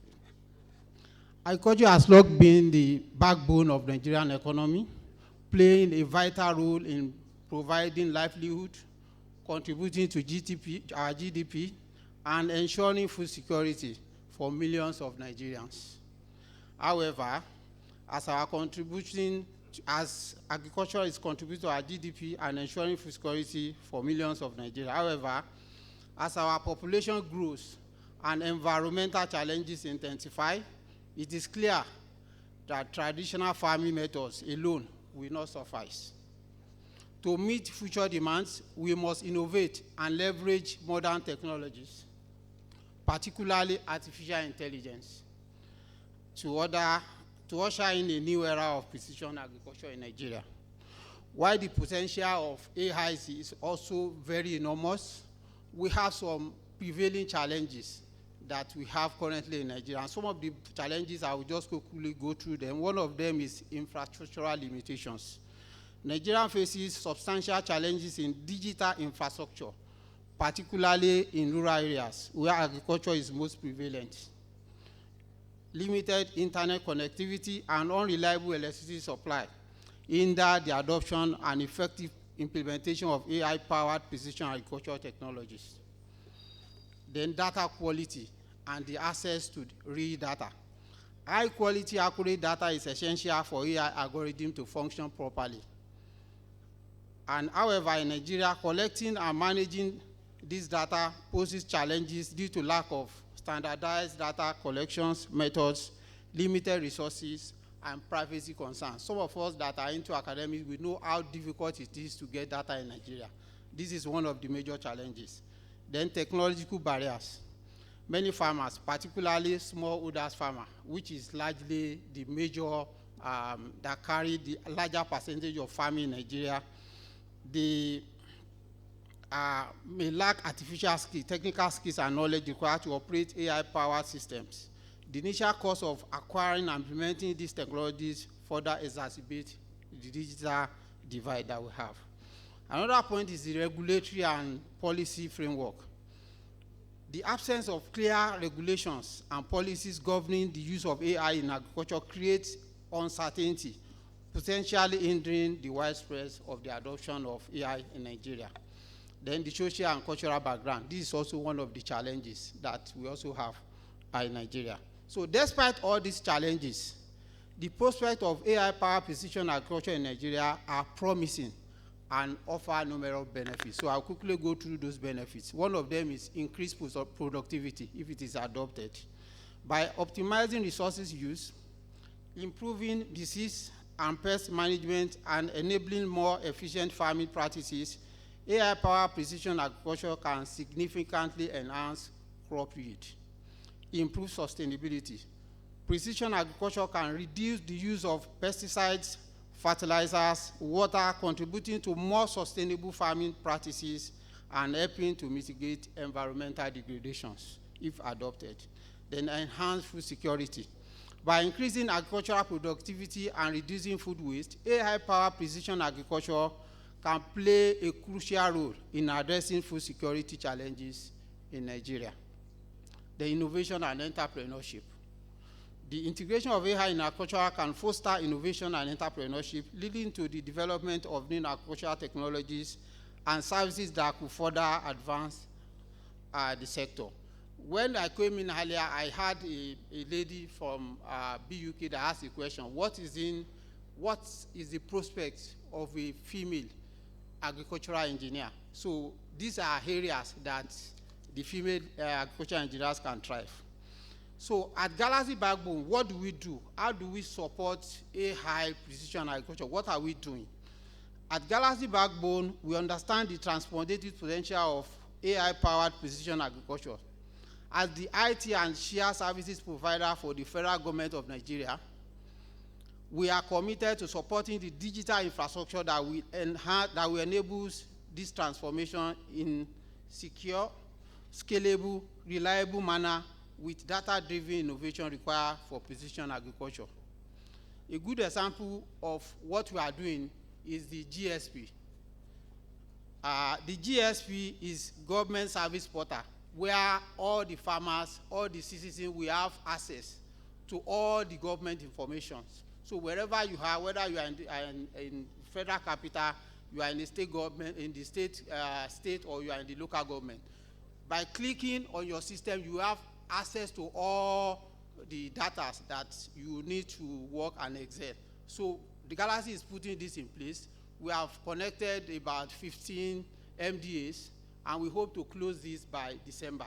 We're also doing what we call GDS, Digital Exchange, where we have all the MDAs together. We put all their data, so at where you are, you can, if you are working in a particular MDA or in the state government, and you need an NIN of a particular person, at your desk, you can type and just come up with, you get those information. You don't need to go to all these places. So this infrastructure is being put in place by Galaxy. So this is going to also help our farmers anywhere you are. You can have access to government information as regards the fertilizer, as regards the nature of the soils in the environment where you want to operate. Whatever you want to do, you have this access to the information that will require for you to excel. So this is one of the things that Galaxy Backbone is putting in place. Another significant project that we're also doing is what we call OneGov, where wherever you are, you don't have to carry files, carry folders wherever you are. On this OneGov platform, you can give your approval, you can do whatever you want to do on your system. So we are digitalizing all the MDAs so that effectiveness and productivities can be improved. So aligned with the federal government Ministry of Communication, Innovation and Digital Economy vision for a centralized DPI, GDB is leveraging its expertise, infrastructure, collaborative capability to establish a robust and secure digital ecosystem. This will empower citizens, streamline government operations, foster economic growth, and improve food security through enhanced public service delivery, data-driven governance, and innovation. The establishment of the state-of-the-art data center. In Nigeria here, we have a data center, Tier 3 data center in Abuja here, and we have Tier 4 data center in Kano, which is the best that we have in the West Africa, with about 2.3 petabyte storage capacity and 41 terabyte memory and extending fiber infrastructure. We have fiber infrastructure all across 30 states of the Federation, and we are still expanding this. So these are the infrastructure that have been put in place to ensure we drive AI-powered agriculture. And we also have state-of-the-art security operating center, where we can be able to address some of the cyber security issues that might come along with AI implementation in Nigeria.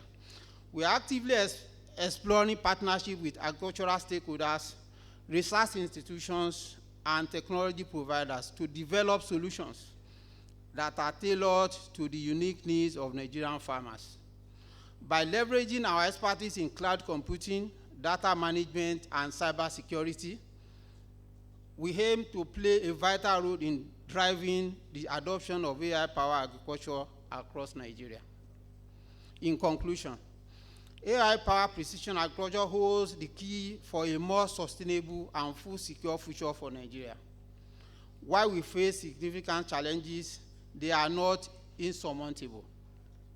With strategic investment in infrastructure, just like what the Galaxy Backbone is doing, education and technology, we can unlock the full potential of our agricultural sector and ensure that Nigeria can sustainably feed its growing population. I encourage all stakeholders present today, whether from government, academia, industry, civil society, to collaborate in this endeavor. Together, we can join the power of AI to transform Nigeria agriculture, build reliance in our food system, and secure a prosperous future for all. Thank you very much.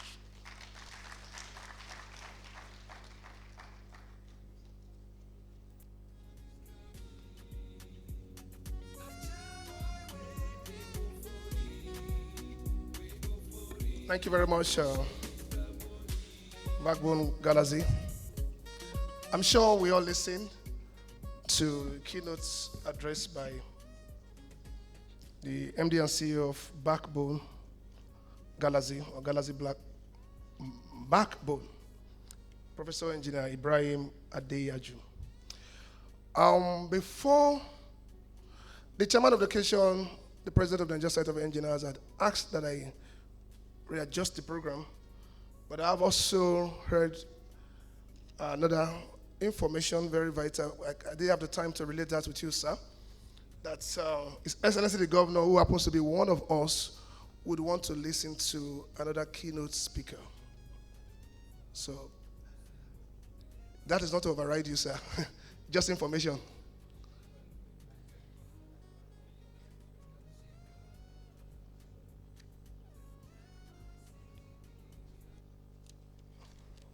We have Professor Bindi here, Dr. Bindi.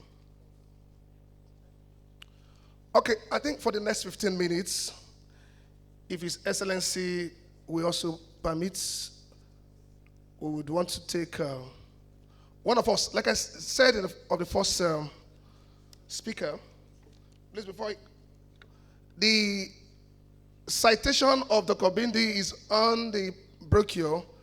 90% of us here know him, and of course, we have read the citation over and over, so you can just read the citation again.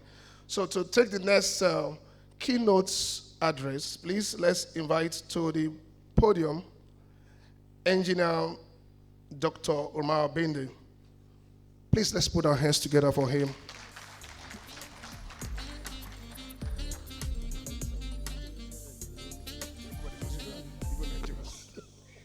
Thank you very much.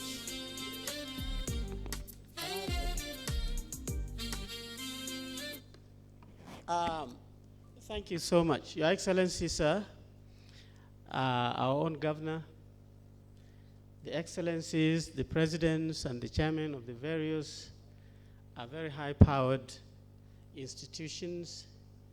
It's not moving, Chief. Okay. Until I do that. This is an engineering conference, it has to work. Yeah. So I deliberately requested the MC that we don't do the citation reading because I need more time. I already told the organizers that if you don't have 1 hour, don't invite me. They still invite Your Excellency, and they refuse to listen. Okay. You gave me this thing, it's not working. I told you that I don't present that way. That next slide doesn't work for me. See? I was telling them, Your Excellency, I said, next slide doesn't work for me. I needed my machine here, but they said it has to be there.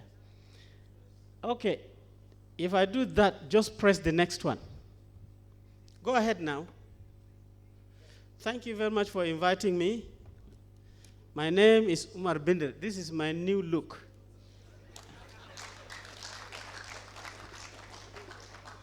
So I have graduated from the ordinary engineering look. This is the paper is there, it's available for you anytime you're free. This is my CV.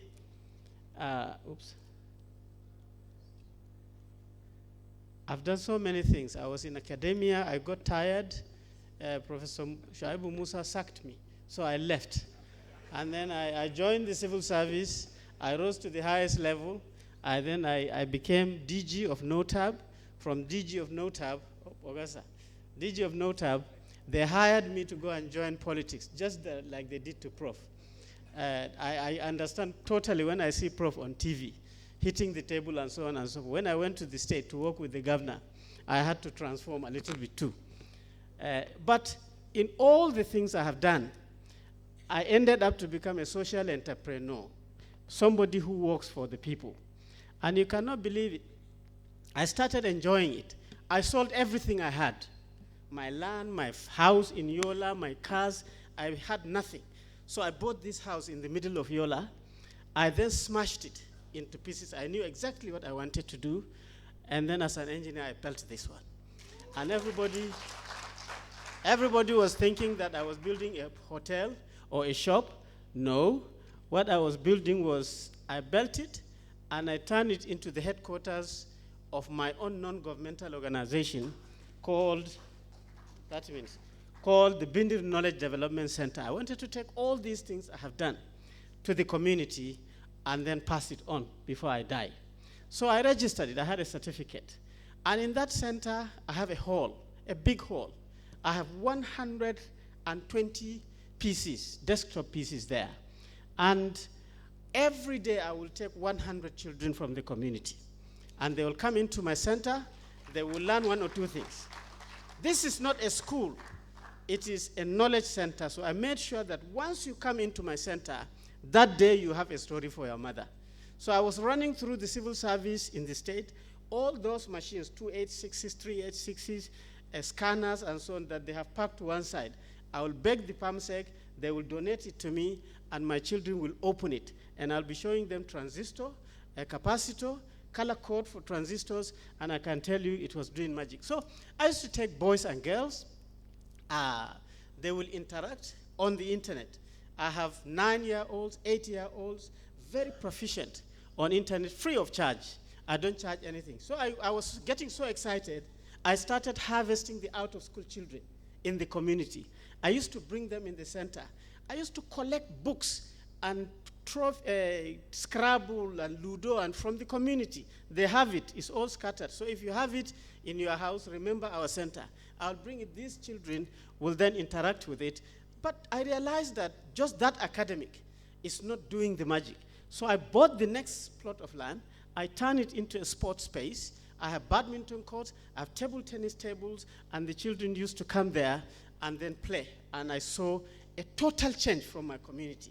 Now I'm preaching to you, the reason is I want to improve that open space to become closed so that it will become nice, and then you will do a number of very many activities in it. It can become for community development, business hub. I will teach women who are frying kuli-kuli to become formal, capacity building. I will teach headmasters to actually start teaching properly, technology hub. I will make sure that all the researches and development you do from your polytechnics and so on becomes businesses. Entrepreneurship. I want to kill poverty within the community by unleashing the power of technology to form small businesses. Even if it is frying puff, it can be done. And then it should become a recreation center. So I'm a very, very happy academic now. But enough of this center. So let's go to the lecture itself. That wasn't the lecture. So it's not part of it. So now, let me tell you, as agric engineers, and all of us as Nigerians, I think one of the reasons why we are having AGMs and conferences is because we really believe that we are very important and we can change this country. And we realize so many of the opportunities we have in our country. Our country is a country of grains and root crops.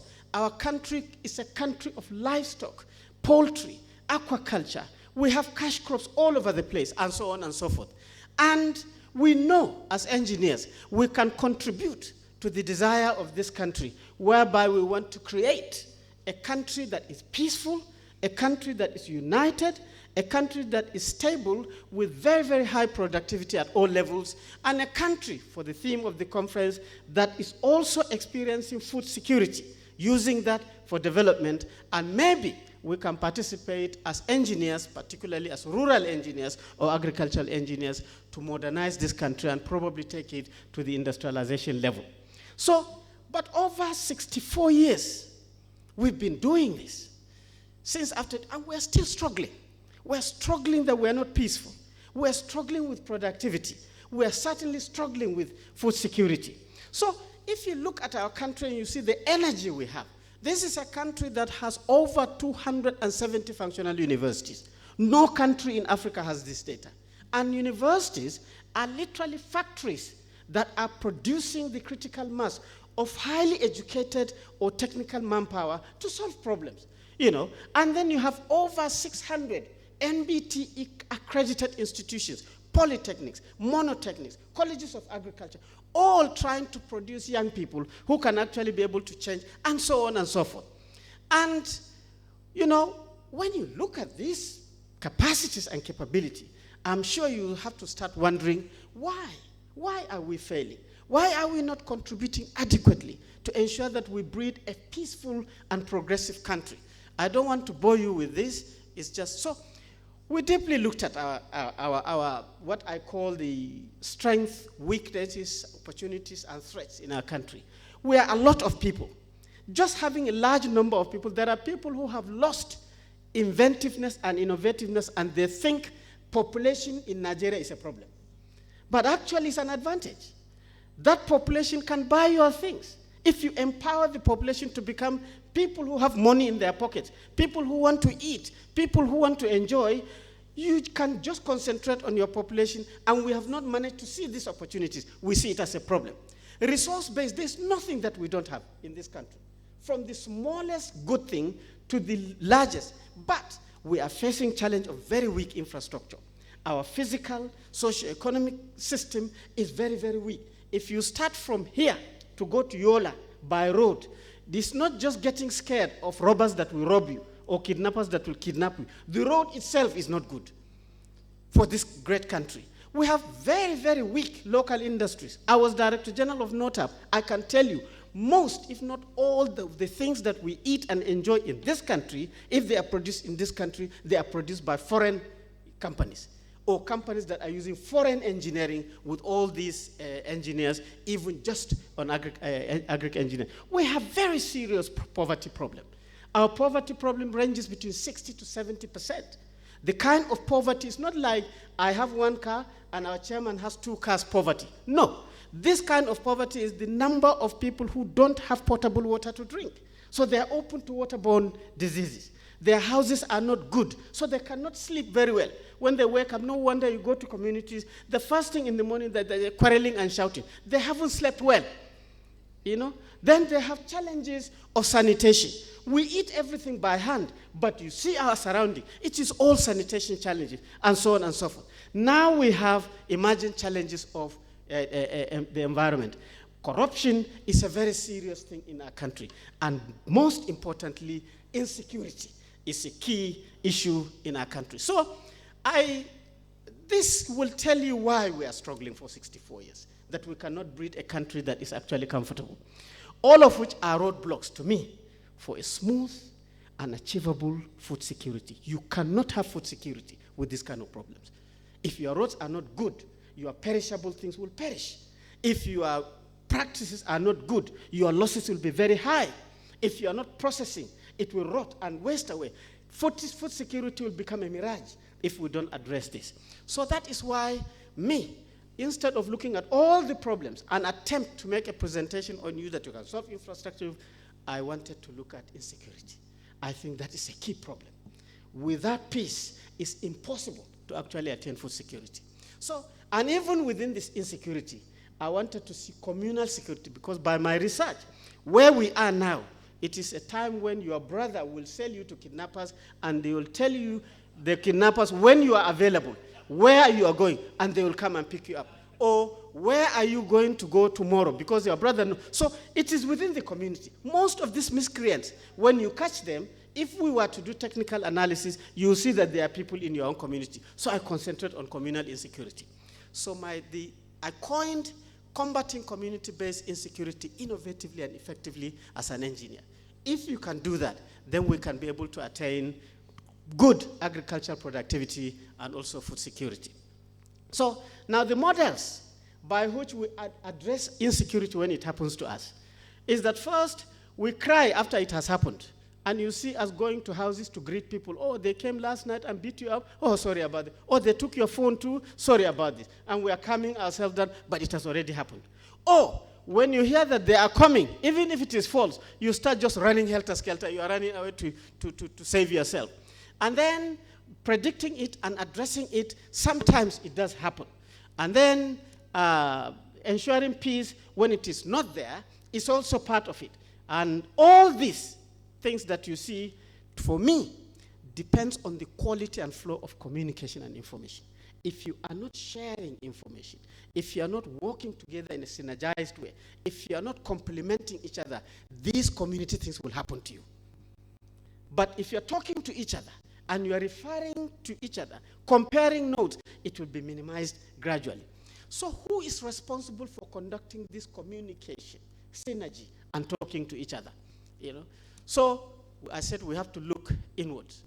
If I have a form here, but I'll pass it very quickly. If you look at yourself first, should you be communicating you yourself? That is looking yourself in the mirror.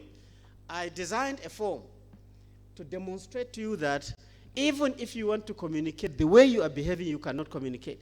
I normally give this form when I'm talking about this insecurity. I ask you questions about if you recognize institutions. Your name, your middle name, your first name, you know all that. What are you doing currently? From here, number 5, what is the exact name of your senatorial district? Don't think that everybody here will get it 100%. Somebody will say, I don't know, what thing concern me with these people? That is the beginning. What is your federal constituency? What is your state assembly constituency? What is the name of your local government? What is the name of your political ward? Then it starts getting more complicated. What is your traditional emirate and chiefdom? What is the name? And what is the name of your district? What is the name of your village or community? And what is the name of your angwa, your traditional ward? Wallahi, many people will not pass this at this level. This is the beginning of the challenge. But I go further, I create another questionnaire. That is personality. You have to name things. I say, name the name of your governor. There are people in Borno State. Now, the only thing they know is Zulum. And Zulum is not his name. It's just part of his name. You must know the full name because it is your governor. Then we ask you the name of your deputy governor. Your Excellency, I remember I was in the ministry, and we wanted to employ director generals. And then we wanted to reduce the number of the applicants. Professors were coming with their papers full of books. Then we said, let us ask them the name of their 5 deputy governors in Nigeria. I am telling you, all of them failed. And we managed to reduce the number until we reached what we wanted. So it's a problem. Then now we ask you, name your senator, name your member House of Reps, name the assembly, name your local government chairman, name your local government vice chairman, name your ward councillor, name your emir of king, your district head, your village head, your ward head, and your current divisional police officer. Wallahi, again, very few people will pass this. This is now looking yourself in the mirror. If you are at this level and you don't know these people, how do you communicate and be able to contribute to solving the insecurity? So I said this. Now next, ideally, even if you don't know this, there should be a place where you should be able to just click in these modern days and be able to get all the list. From here now, if Professor Nwalu wants to know, you just take his phone, go to Google, say data in his own state, and he'll show him all this, and quickly he will just say, I have passed everything. I can tell you that data, again, is not available. Not in one place. The people are there, the names are there. So, this is the first gap, in my opinion, in controlling insecurity. Now, the next gap is, ask yourself, how does the international community see us as a country? You say this, if you go to the Foreign Commonwealth Office and you want to come and invest in Nigeria, you have your money, you have your ideas, you normally go to that office and ask them, please advise me about Nigeria. Then they give you this map. In 2017, this was the map. Anywhere you see red, you see the key there, that is they are killing each other. Don't go there. So in the northeast, we stand very, very limited chance to actually get people coming, foreigners, to come and invest because the map already has condemned us. Then the yellow bit or amber that you see, the advice on the key is that don't go there unless it is absolutely necessary. So unless if your mother is dying, don't go there. They will kill you also. So that is it. Then the green ones is get our advice before you go there. So the whole country is in trouble. And with this kind of key, you cannot have food security. This is 2017. Look, by 2024, this is the map. The tiny bit of red in Zamfara State, you see, it has now gone down. It is getting worse. And the few in the north is Taraba or whatever was green. And then now it is amber. It's getting worse. So when you look at the transition from 2017 to 2014, it is even getting worse. And I questioned this map, and I'm sure Excellency too questioned this map. I was with NGOs, international NGOs and ambassadors, and I said to them that I don't agree with this map. You mean in 2017 to 2024, all these projects that the governors have done, all this empowerment has no effect on security. So we have to, it means it is telling us that, again, even when we want to promote and brand our country for people to come, we have to do it ourselves. If we don't do it ourselves, these maps will continue until one day everywhere is red. And then we'll just see it, nobody will come here. You know? So what I see, what these maps represent are all these things: killings, kidnappings, intense despondency, and so on and so forth. And we have tried many solutions. We have done direct engagement and combat. I think President Buhari tried. This time when, for example, Boko Haram, they were there like an army, fighting the army. I think he has quenched that level. Now we are left with things are happening within our own communities. People don't notice that. And, you know, we have spent so much money. We have tried formal and informal. Every state has all these people, Angora or whatever, they are running all over the place. And there are incentives that state give. So many things. And yes, most of these things, there are successes. But I can tell you there are challenges which are still overwhelming in many of our states. We are constrained to random actions. Something happens and you just set up a committee, you are running helter-skelter, do something. I was SSG. I know how this thing was happening. Weak records, reviews, and reflections. We don't have good records on our insecurity. We do not review on the basis of evidence. We do not reflect on the basis of evidence. And the resources are getting tighter and tighter. And the economy is getting weaker. And poverty is rising. Corruption issues are everywhere. You know, and there's intense politicization in managing this. But I still believe that there are ample, I will finish in a minute, there are ample resolutions and opportunities to resolve this. So, I said to myself, as engineers, this is where we are, our country. Is it possible that we can deploy all this? We can get our international friends. We can get professional institutions like ours. We can get the private sector, the security institutions, the traditional institutions, the non-governmental organizations, all working together so that we can eliminate the killing color. So that now, even if they want to advise somebody, they will say, don't go until it is absolutely necessary, but they will not kill you instantly. That has to be a measurable idea. This is the first level. Is it possible, I said, we engage more, we deploy more of our professionalism so that we get rid of the yellow, so that everywhere in Nigeria becomes, yes, you can go if we advise you. This is how to think as an engineer. And then maybe, if we engage more, we can be able to actually come up with a country where there is just no insecurity.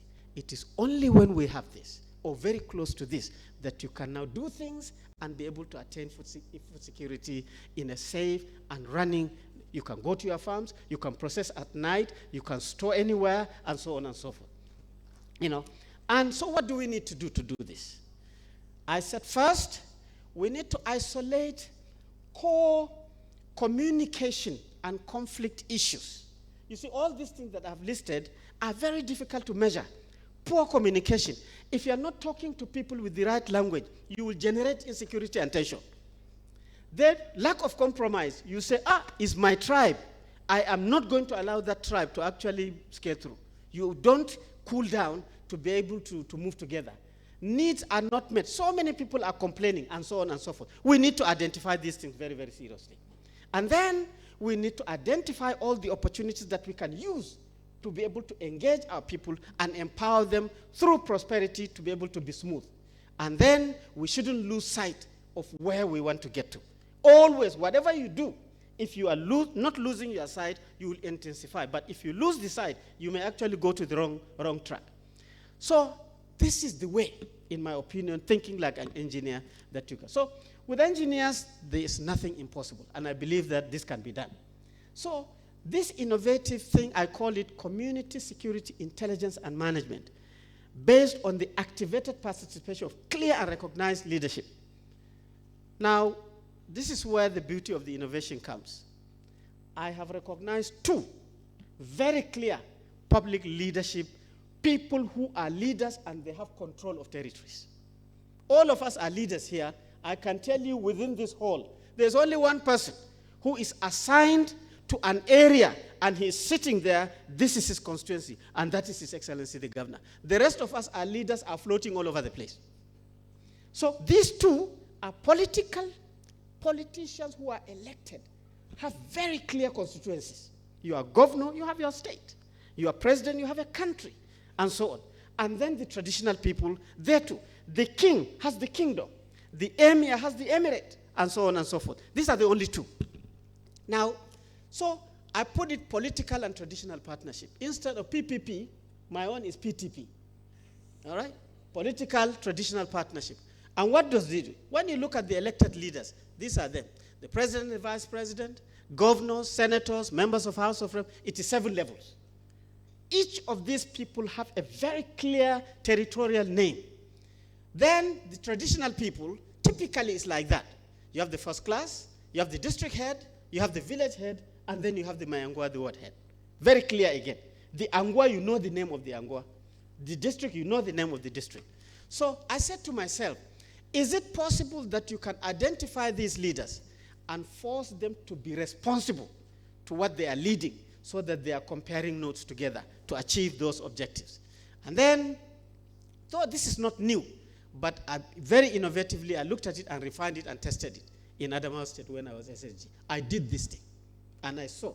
Because I used to tell Excellency, I used to see, I don't know whether Governor Zulu, I'm sure he's facing that too. You see the informal security people. They will rush with their very funny dresses. They have kambu, they have liar, they have everything. They show you that the gun will not shoot them. They say, Excellency, Boko Haram is coming. We learn that they are going to enter. Their idea is if they can turn your head and they can get 20 million or 10 million, and then they go behind one big tree, they will share, and then they allow you. They maybe will beat some few people here to confirm to you that it has happened. And then they will come down again, and then they come back. So one day I was sitting there, they came and confused my governor. I said to the governor, I wanted specific things. Then I said to the governor, I said, sir, I'm going to give you a tool, and you will refine this. They will not like me, but it doesn't matter. He said, what is it? So I did what I did. And it worked very well. And I think everybody should implement it. You see, in Adamawa State, I identified all the political people who are elected with their constituency. The governor, he is on top of all the 21 local governments. But you see, the problem starts from the governor himself wants to implement projects in his own local government. That is why governors appoint commissioners. The commissioners are the images of the governor. And each commissioner is not supposed to see, I am for water resources, I'm on. No. He has to reflect the governor. He is commissioner of water resources, but he must know about local government. He must know about industry. He must know about, that is not happening. So the governor has to think again in addition to having these characters. You know. Then you have 3 senators. In Adamawa State, I lined out all their senatorial districts. I drew this map, and I said the northern man, he's in charge of 5 local government areas. So anything happening in these 5 local governments, this man must be of interest. So I used to tell the governor that, PIM, that is happening in that senatorial district, call the senator. Don't just sit here and attempt that you are the governor and you can do anything. He must come, even if he is not your friend. Then the center and the south. Then we have 8 House of Reps. I drew another map again. I delineated all the local governments. And then we have 25 state assemblies. I then again drew the maps and showed where they are coming from. And then we have 21 local government chairman and vice chairman. That one is straightforward. And then we have 226 ward councillors elected. And I put all of them, each local government. You see Michika at the top there, they have 16 ward councillors. And then Ganye at the bottom, they have 10. We have 226. I said to the governor, let us map and identify these people with all their details. You see, what I did was, they're very clear, I can so we put them to one side. I did the same with the traditional people. We have first up to the ward Mayangwa, we have 8 first class emirs and kings, and then I called all of them, because as SSG, I didn't know that I was very powerful. I used to fear these people, but when I said, I want to see all of you to discuss this insecurity, I'm not going to take it that people are running helter-skelter. They all came, including my father, the Lamido. And I can tell you, I also delineated their own areas. You see, this is where it starts getting interesting. The emir and the senator, their areas are overlapping. So how come something will happen And the senator is not talking to the emir, and the emir is not talking to the senator. It will just become serious. So I went further. I said, each of these emirs, how many district heads do they have? I put them. There were 104 district heads in Adamawa State in this distribution. Then how many village heads do they have? We had 718 village heads. And then how many ward heads, Mayangwas? We had 7,810 of them. Each one has a name, and he has the little area that he is looking at.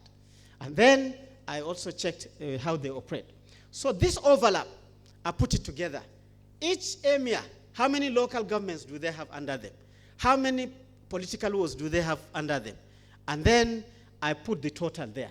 Can you believe it that if you add from the politicians and the traditional leaders in Adamawa State, there are nearly 9,000 of them. They are all leaders. But something petty will happen, and nobody knows what has happened. I say, hold these people responsible, Your Excellency. If you don't want to be responsible, we kick you out. Because that's the beauty about politicians. They can even remove the emir. Which is good. So now with all these numbers, you see that our own social development environment is very weak, and the investment is not going very well. It means leader is not looking at his people. If you like your people, you would want businesses to spring there. You would want things to happen, but you cannot leave them, and so on and so forth. So what we did now, I said they have to work together.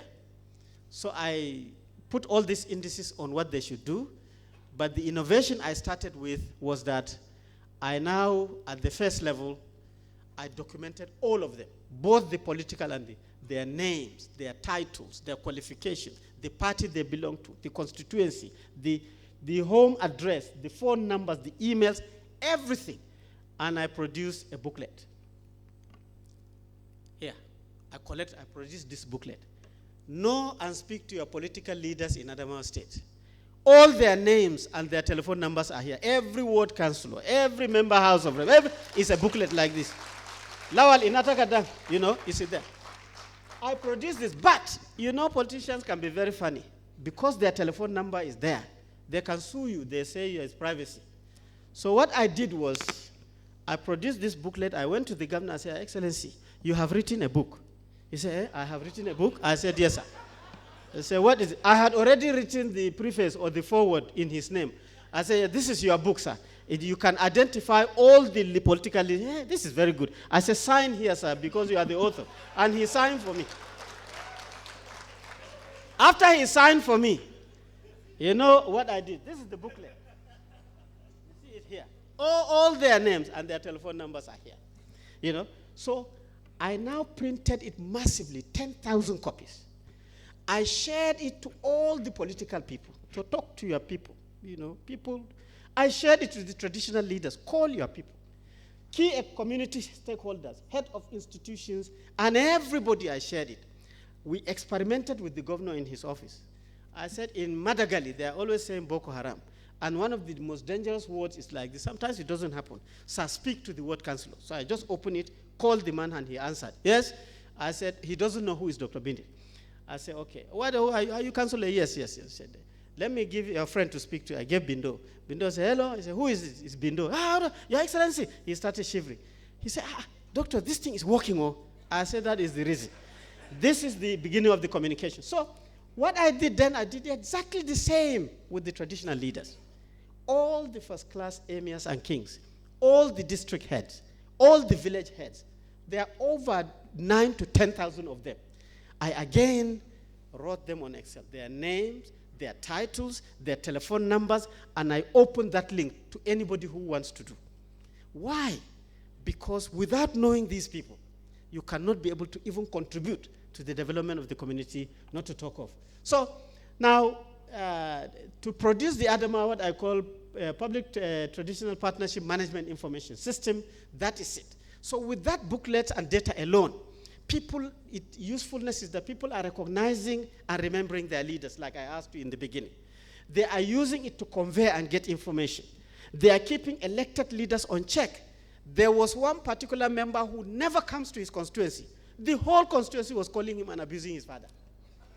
And then he said, I put him in trouble. So one day I got him, we went there, I normalized everything, I organized a function, and they sang for him, and then he shared some money, and everything came down. I said, then, from today, don't run away from them. That is the way you keep your, because that is the practice. Then, We recognize contributions in communities. Anybody you contribute, people will call you and thank you. And politicians like to be thanked. When you get more calls, you tend to do more.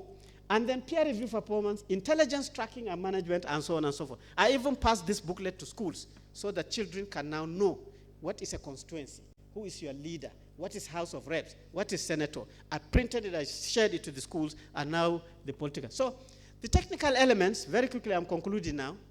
I started saying that I will map the insecurity now. Now we are into the security. So we first generated a questionnaire, and I caught 26 indices of insecurity, from cattle rustling, kidnapping, armed robbery, and everything that is happening randomly all over the place in Adamawa State. And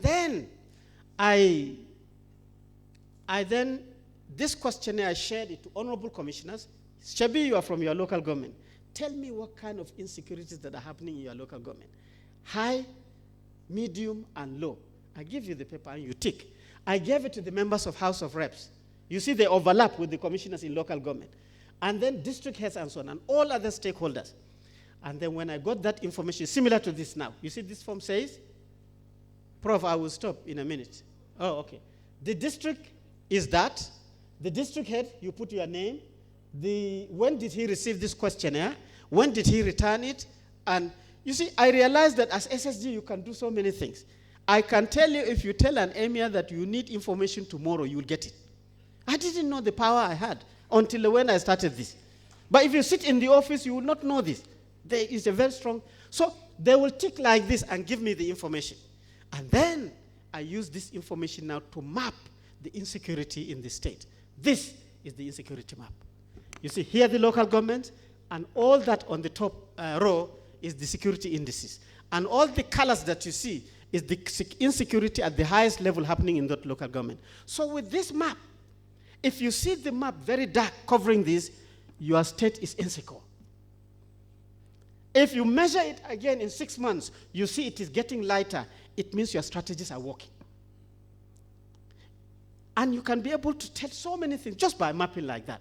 And this map will show you the local government with the most challenges. In Adamawa at that time, Jada local government was the most dangerous local government. And it was true. That's why after 4 o'clock, if you pass through Jada, you are on your own. They didn't know why. And then one of the biggest problems that this chart identified is drug addiction. From this tramadol, smoking Indian hemp, drinking alcohol, and so on and so forth, was the key challenge in Adamawa State. We found that just through this map. So, and then you just utilize this, you can be able to upgrade the performance of your security councils and be able to even design programs for insecurity solutions using that map, and you can monitor and evaluate. And then the third level is that you need to map the security, because it's randomly doing things, thinking that everything is normal is not the way to go. So I listed all the security infrastructures that we have, from Nigerian police, Nigerian army, in the whole state. Where do they have an office or representative? Local government by local government. I did that mapping too. So that if you are tackling a particular local government, you know the kind of insecurity people that or security outfits that they have. If you're assuming that every local government has army, it's not true. And so on and so forth. So the third is that I did information outlets. I digitized all the sources of information from television, radio, information offices, national orientation, all of them I listed.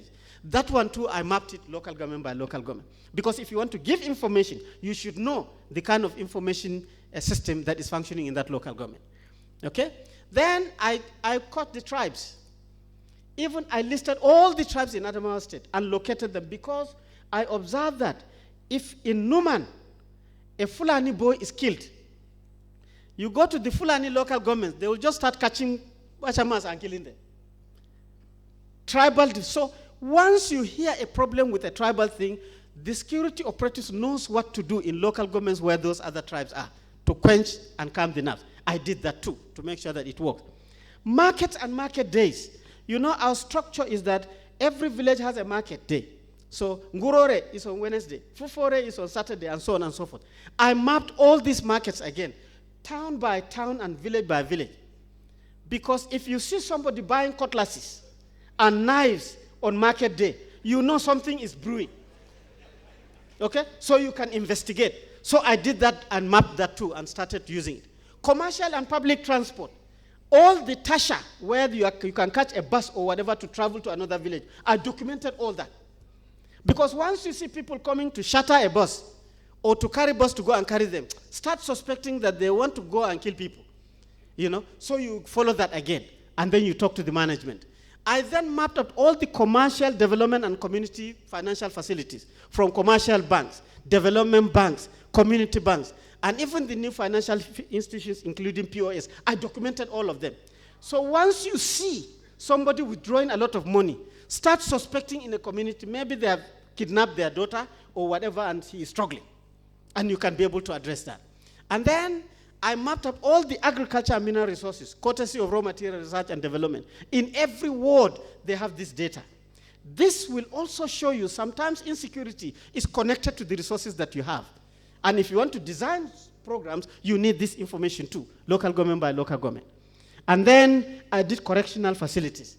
All these prisons, one of the challenges, I'm sure the governor too has seen that, is that when we catch people, we just catch them and lock them up. Whether they run away or they free them or they go again. They will go and steal again and kill people somewhere. And we don't know.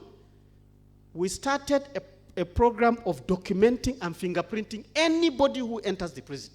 So that when we catch you again, we will see that, is it not you? Or you again? That will tell you that this is a kingpin and he's doing wahala. So all this data will now form the backbone of information infrastructure to communicate. Fourth level is PTP Security Incidents Field Week. This is the final slide. I selected some of this insecurity. I then designed a standard graphic questionnaire. This is the most interesting bit I enjoyed. I then designed this form. You see, I have the security incidents, and I have Monday, Tuesday, Wednesday, Thursday, Friday, Saturday, Sunday. All my anguas. Your Excellency, listen to this one before you go. Just 5 minutes. Sorry. All my anguas will have this form. Every day, they will report what has happened. So if there is a robber on Monday, you'll just tick that.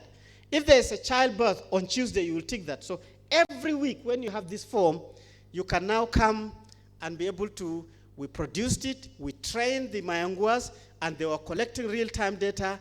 And I can tell you, by the time we started working, all the Mayanguas, every week, they will go and report to the village head.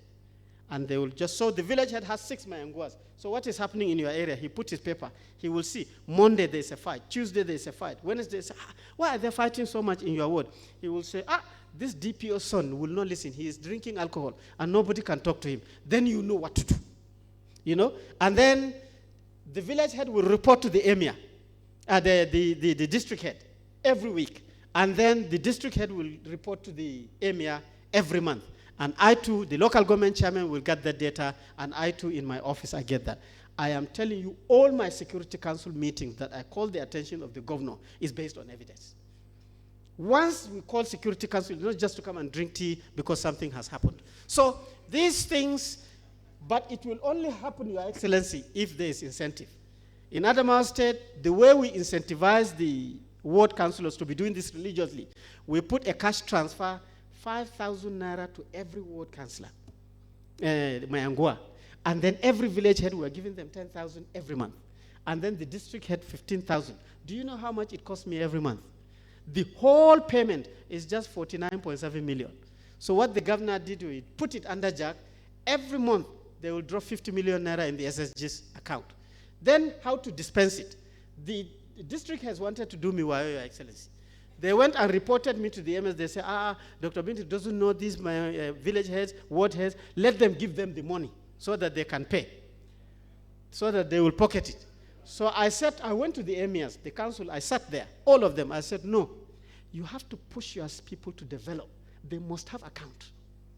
No, because they will start, they are village people, they don't have, go to the next village and go and get it. How will you develop? So then they were doing gra-gra. I asked my PAMSEC, do we have some data to do with accounts? He said, yeah, some people have given. I said, pay them. When they did e-payment, and the people saw some few people got payment, I am telling you, in 1 week, I got everybody, they opened their account, and I started working. Yes. So that is how you can build this technologically. You can build a fantastic data management system, and you can be able to, this is just the infrastructure you require, where they are catching the information, and all these activities need to be deployed urgently. And if we do that, we can be able to evolve a dependable community security system. And it may even be institutionalized so that we can be able to achieve what our leaders want. Look at your resources safely, develop it so that you can attain your peace and unity and all these good things. Then engineers would have showcased a new Nigeria to the world, in my opinion. And we can be able to create a free Nigeria for everybody to operate, and this can be done. It is specific, it is measurable, it is achievable, it is realistic, and the time is now. So I believe that I have briefly introduced you to the innovation I've created, and I hope you enjoyed it. Thank you very much.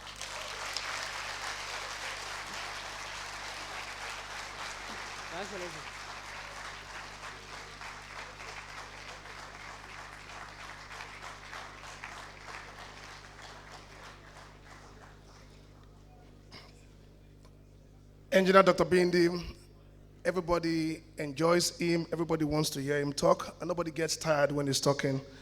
I want to believe that his lecture was explicit, it was simple, it was precise, maybe concise, with the volume of things he said. Once again, thank you for that powerful lecture. Before we call His Excellency to give us his goodwill message, may we kindly recognize the person or the presence of Engineer Professor Mike Fabarode, the president of PASAI, who is in our midst, and one of our legendary fathers. Please, let's put our hands together for him.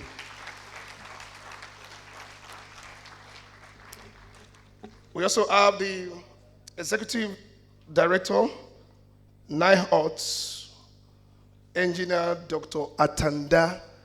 I know you're seated somewhere. Okay, we'll see you at the back there. Please, let's put our hands together for him.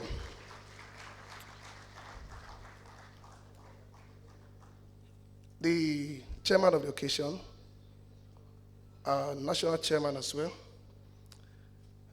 I just want to beg you for just 1 minute to recognize somebody who is so dear to me. And I said this, wherever I have the privilege to anchor a program and I cite this person, I must do this. I have not been blessed enough to buy him a car or build a house for him, but I'm standing here today because God used this man. I remember many years ago when I applied to read mechanical engineering, my JAMB score was not enough to read mechanical. And my second choice was Meta Maths, and my name appeared there. Only to get to Federal University of Technology, Owerri Futu, my name was no longer in Meta Maths, but in Agric Engineering. And I went to see the head of department. He said, "Oh, the lucky chap." I said, "How lucky is that, sir?" He said, "I saw your name in mechanical, your score was lower than the cutoff, so I brought you to this department." I said, "Who sent you?" He said, "You don't want this department." I said, "Okay, it's okay. Let me see how it goes." And I want to say, one of the best things that have happened to me in this life is the fact that I read this course. And this was because Engineer Professor Sab Aswegu drafted me into this department. Sir, if you are here, please. I saw you some time ago. May you please kindly rise to your feet. Yeah, that is my father, the legendary engineer, Professor Sab Aswegu, retired professor, but not tired, or retired lecturer. We're not tired. Thank you very much. I will not stop doing this, even though you had once told me, "Chris, it's enough." And I told you, as long as we live, anywhere I find you and I have the stage, I will do that. On this note, we also want to use just 1 minute to recognize our sponsors who made this occasion what it is today. Federal Department of Rural Development, Ministry of Agriculture, Food and Security. Please, let's put our hands together for them. Or I will just read the names. By the time I'm done reading the names, you clap. Rural Access and Agriculture Marketing Projects, National Center for Agricultural Mechanization, NCAM. No, I said just wait, let me finish, you do the clapping once. Farmware West Africa, Agric Technical and Agro-Allied Company Limited.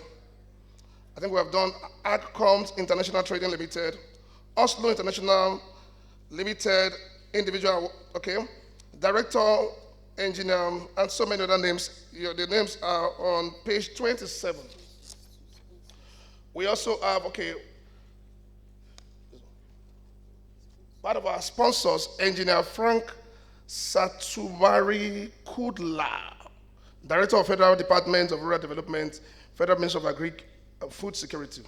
Engineer Mrs. Esther Niae Oduni, Director of Irrigation and Drainage Department, Federal Ministry of Water Resources. The rest of them are on page 27. Please, can we not just clap for them? On this note, Mr. Chairman, sir, may I have the honor to bring His Excellency to do his good will? Please, let's rise to our feet.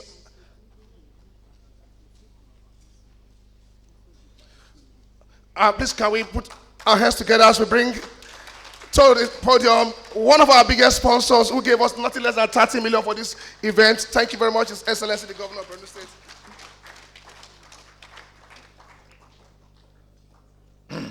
Sit down, please. A'udhu billahi minash shaitanir rajim. Bismillahir rahmanir rahim. I know that when Professor Binder was called, he will stay longer than necessary. He spent more than, I think he spent about an hour. So, thank you very much. The chairman of the Nigerian Institution of Agricultural Engineers, the chairman of this very important occasion, who is the president of the Nigerian Society of Engineers, ably represented by her deputy, Engineer Rabiu. I've seen the current president has left. The keynote speakers, I can call Dr. Bender, then Professor Paborade, Professor Onwalo. These are our very senior colleagues, and let me mention my teachers. Professor Shaibu Musa was my head of department when I was admitted into Part 1. Then Professor Babagana Mohammed was also my teacher. And then almost all my senior colleagues are my teachers. So good afternoon. I know I cannot talk much because the time that has been allotted to me was consumed by Professor Binder. I'm honored to be among you today at this important conference, focused on the critical intersection of emerging technologies, agricultural sustainability, environmental protection, and food security. And as we gather here, we recognize the urgent need for innovative solutions to address the pressing challenges facing our country, continent, the world, and its inhabitants. I believe that this conference offers a unique opportunity to share knowledge, foster collaboration, and explore the potential of emerging technologies to revolutionize agriculture and environmental practice. By harnessing the power of technologies such as artificial insemination, biotechnology, amongst others, we can develop sustainable and resilient food systems that meet the needs of a growing population while protecting our natural resources. I'm confident that the discussions and outcomes of this conference will contribute significantly to advancing our understanding of the challenges and opportunities in this field and inspiring action towards a more sustainable and equitable future. This is my small goodwill message. However, I want to make a very small comment. Yes, Professor Binder, we had enough from you, and let me use this opportunity to thank you very much for this very beautiful presentation. Once in a time, I think you have given me some submissions on this advice, and we're working on it. And it has also yielded positive results. However, I just want to mention some few things. The informations are very important. But there is a need for you to speak on two very important things next time. These are leadership and followership. You can have all these requirements on ground. Without good leadership, you will never achieve your objectives.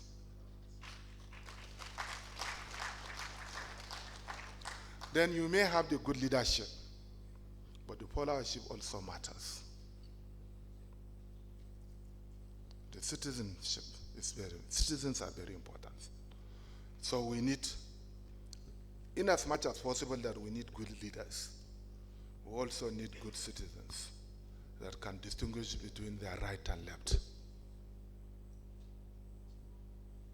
Who can clearly distinguish between honest politicians and non-honest politicians, which is very important.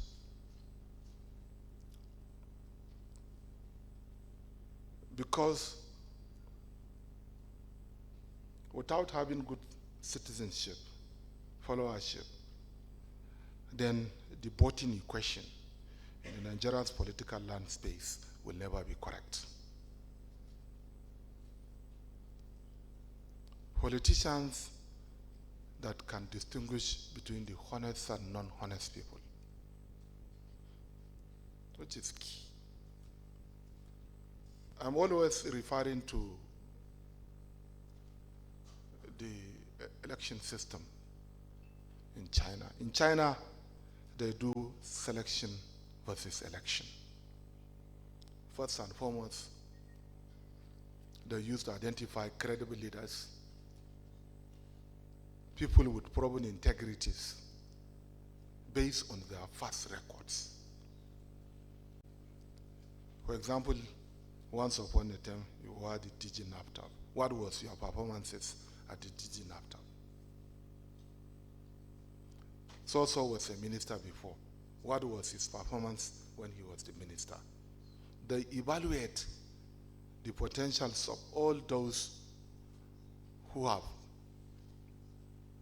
been in positions over a period of time, and then they select the best. Then they subject the best for election.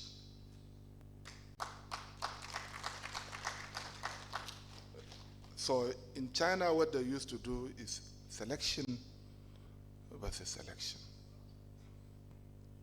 What we are witnessing here in Nigeria is not only about the leadership, but also about the followership. You have just said it all. That within one community, even your uncle, you said so, that can give your numbers to a kidnapper to come and kidnap you. This is terrible. But above all, I want to speak on leadership. What are the problems in Nigeria? What are the problems of insecurity? The root causes of the insecurity. Poverty is number one. Illiteracy is there. Social inequality is there. Environmental degradation is there. Poor social infrastructures is there. And who is responsible to provide this? Food insecurity, you said so. Without good leadership, we cannot address these challenges. Addressing corruption is key, it's sine qua non to the growth and development of Nigeria. And while we are speaking about the leadership, the followership will also be, we need also good followers. Last time when I was in the University of Ibadan for a lecture, I said something.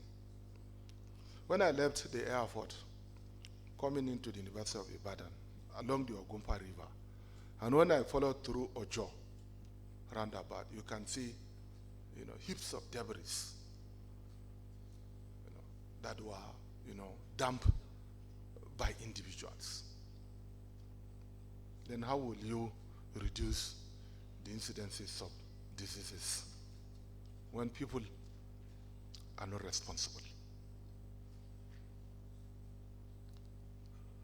Go and look at what is happening within Abuja town. Yesterday I told Professor somebody that I will go and meet the minister for FCT, that there is an alarming danger that is coming for us. You look at the manholes, all of the the sewage disposal systems. Tapped up, vandalized everything. Very soon, the sewage will be blocked, and it will be very difficult. It will be very difficult for the FCT, to rehabilitate these sewages, these disposal systems, if nothing is being done. I was in Karachi, in Lahore, a few months ago, where I saw a technology where they used a ceramic that had zero value to cover these manholes. I want to give this idea to the Honorable Minister so that they will use this one so that people will not steal it. Even if you steal it, it has a zero value.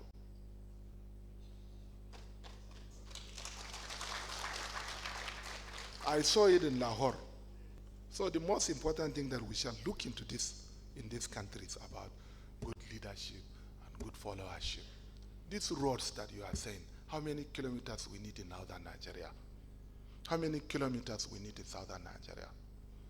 But for the last 20 years, can you identify one single road that was completely tarred or rehabilitated? It's very difficult for you to mention 2 roads that were completed within the last 20 years. Contractors are doing their work because on a yearly basis they are looking for variation. Deliberately they will delay the construction process. Engineers are sitting down in the office in order to, also, do a shout of jobs, of increasing the BOQ anyhow. Improper bill of quantities. What we are doing in Borno State is not because we are rich, not because we are perfect. We are not perfect. We have many problems, but as much as possible, we are just in preparing our bill of quantities. Something of 3 billion naira, you go and put 15, 20 billion naira. Where will the federal government get resources to do? We have to blame our engineers also. Then the entire process. You know that you have 20 roads and you don't have the money. But all of them are in the budget. All the roads will just receive paltry sum of money. And the roads will never be finished. So prioritization is something that we need to do. All these things boils down to leadership. There's no punishment for those that have done wrong. And there's no reward for those that have done the right thing. Above all, then our remunerations are very weak. Whether we like it or not. A director in Abuja, sitting down, if you want to have a house inside Abuja town, in the main municipal, he needs how much for him to rent a house? If you want to buy, he needs how much? But the questions are so many, and you can't get the answers now. We are talking about the economy. We are talking about the naira value. But our production capacity is very lean. Even toothpick, we are exporting it. So the president will not create a magic to, to ensure that our naira gets strength within the shortest possible time. This is not possible. And above all, then, above all, corruption is our major problem. And then our lifestyles. About 3 years ago, I attended a session with the former governor of Ethiopia, here right now here in the villa, with President Buhari, when President Buhari was the president. Dangote was there. Dangote told me that the president invited him for the wedding of his daughter or his wife in Ethiopia when he was president. He told me that. He spent about $2,000 for the reception. And all the drinks there are ordinary water and then watermelon, fresh watermelon, you know, oranges and water pupil. $2,000 is okay. I don't know how much has been spent in order to organize this NIE conference. So we have to be very careful. Then the last but not the least, about our educational systems. Our major problem is that we have two major problems. One, the mismatch between our industries and our educational systems, institutions. They don't speak to each other. The industries is there, there's the link between our educational institutions and the industries. And above all, the mismatch between the labor market and our own graduates. We have the graduates, but they are not employable. Let us say the right thing. I was a student in the Department of Agricultural Engineering, University of Maiduguri. And we have many agricultural engineering departments. And I was also once a deputy dean and acting dean engineering of the University of Maiduguri. What kind of equipment do we have in the universities? When you look for more buildings in the university, even when you look at even the third fund, it was skewed in such a way that infrastructure is 70% and then 30% goes to other things. When you had infrastructure, what we mean is buildings. But what about the equipments? It takes little for us to procure the equipments. But very few heads of institutions, tertiary institutions, will spend money in procuring equipments that are needed to train our younger ones. Then where shall we get the experience? Then investing in continuing professional development. Why is it? If you are a teacher, you are an agricultural engineer, civil engineer, and then mechanical engineer, you need to be trained properly. How much is being ported in departments of engineering in universities for them to be trained, both within and outside? In many institutions, the volume of quantum of money is almost zero. You cannot teach somebody what you don't know. This is something very important. Then research, R&D. We don't consider R&D as something very important. Because I can give you an example. I just, few weeks ago, I attended a meeting with the Vice President on food systems. Then somebody said that Brazil has been invested $1 million annually for about 10 years on the research. $1 billion annually for about 10 years on research on agriculture. $1 billion is about 1.7 billion. 1.7 trillion naira. So I think if we want to get it right, let us begin it now. We have the capacity to do something as agricultural engineers. On this note, I want the president of the chairman of the Institution of Agricultural Engineers to put heads with Professor Binder and others for us to see how we shall host somewhere a very good annual conference. not to come and speak and go, but to showcase some emerging technologies that we can do that can leapfrog the country from where we are to a greater pedestal.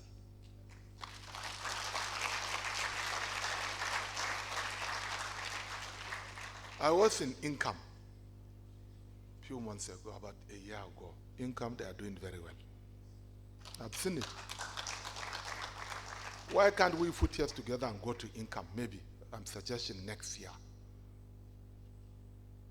so that we showcase what we have.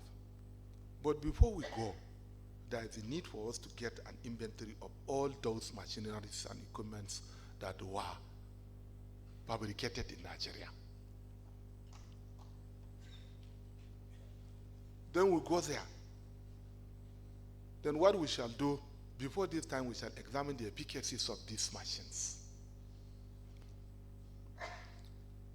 Then at our own level as governments, those that don't have the capacity to do so, we can help them to patent what they have produced. If what they produce is worthwhile.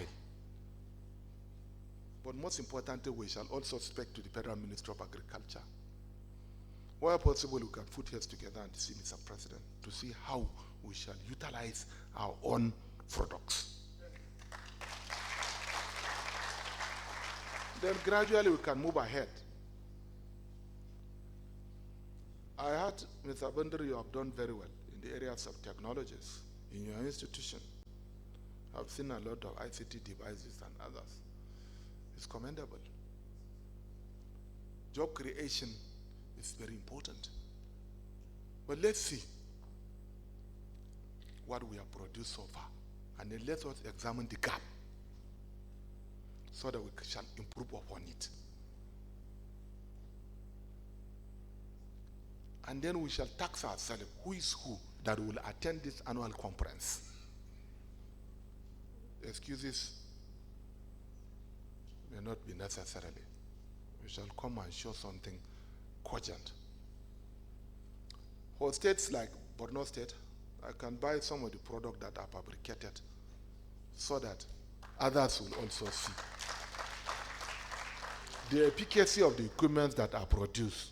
Last time when I was in the Institute of Stored Products in Ilorin, they have produced these drums, storage. I bought 1,000.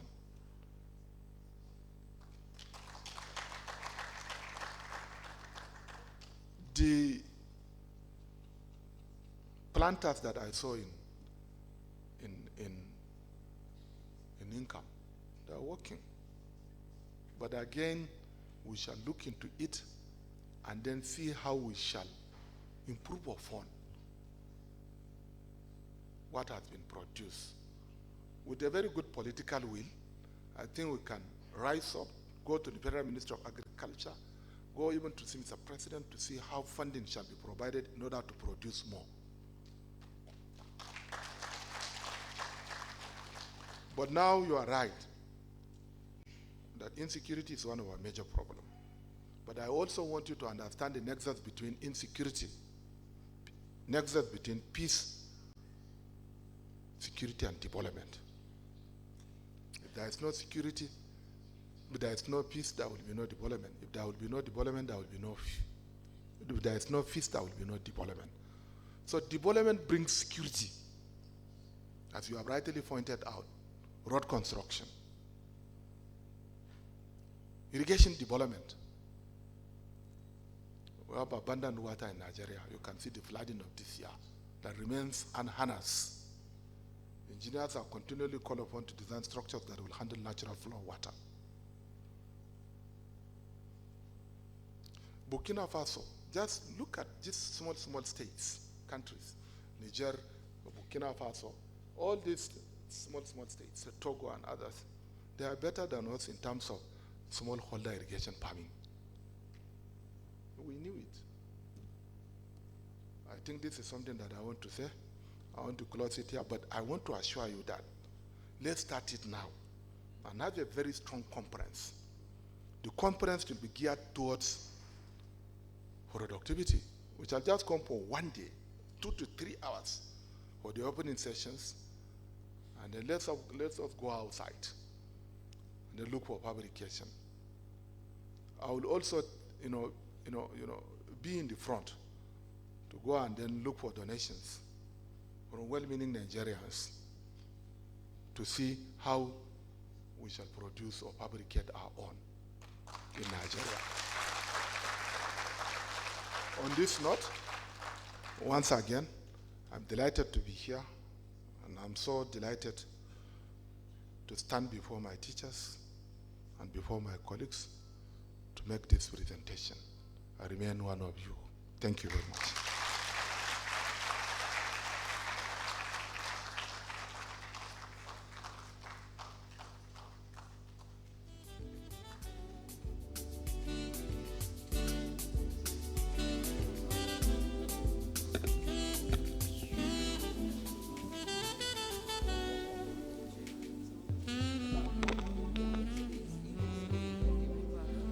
We can't thank His Excellency enough, our governor, the governor of engineering, the governor of Niae, the governor of Borno State, the governor of our state. Please, let's remain standing while he's still standing. Thank you very much, Your Excellency, our governor. Please, everybody be seated.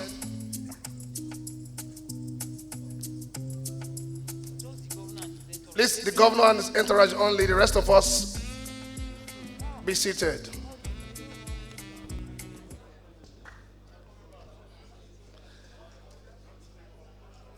Yeah, we understand it's not easy to have a governor like him, like His Excellency, and you will not want to run after him when he's leaving. But please, let's be seated. Let's not overcrowd him, especially those of us from Borno State. You will see him at home.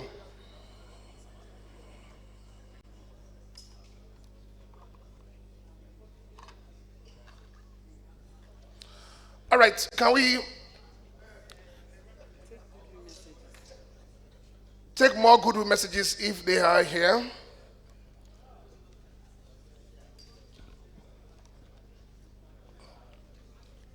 The Minister of Agri, if his representative is here.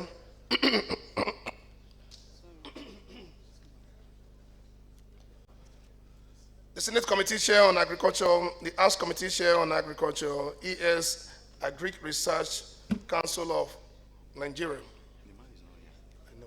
It's okay.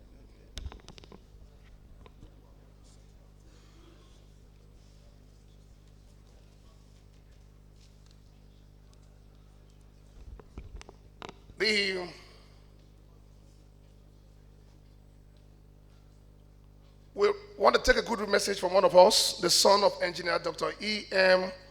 Onyekwena, who has gone to be with the Lord. And also, they sent some support for this conference, isn't it? Engineer N.S. Madu Onyekwena. Please, can you come up to do your engineer? Yeah.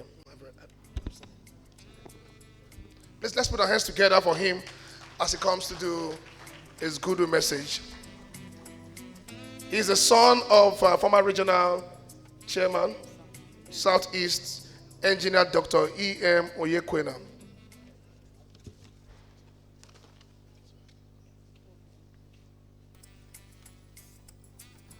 Good afternoon, everyone. It is a pleasure to be here. And most especially, I want to recognize all the people whom over many decades ago I have seen interacting with my late father in events like this, both in preparations and other activities. I remember very well Professor Faborede, welcome sir, Professor Adama, Professor Onwalu, and many others, and the national chairman. It is with fond memories. I know my father kept me late at night preparing magazine covers for conferences, etc., while I was in the university a few decades ago. The love that this institution and the comradeship has shown to my father is quite memorable and quite appreciated.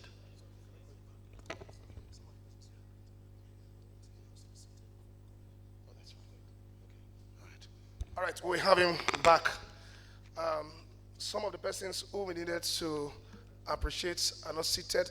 They accompany this excellency out. Right away, we're going to have a tea break. We'll be back in 30.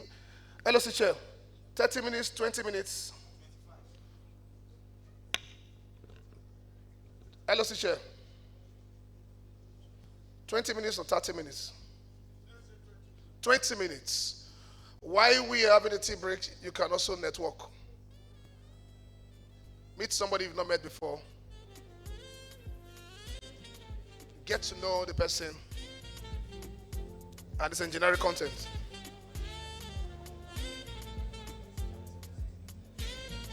All right. The leaders on the front seats will lead the delegation to take their team.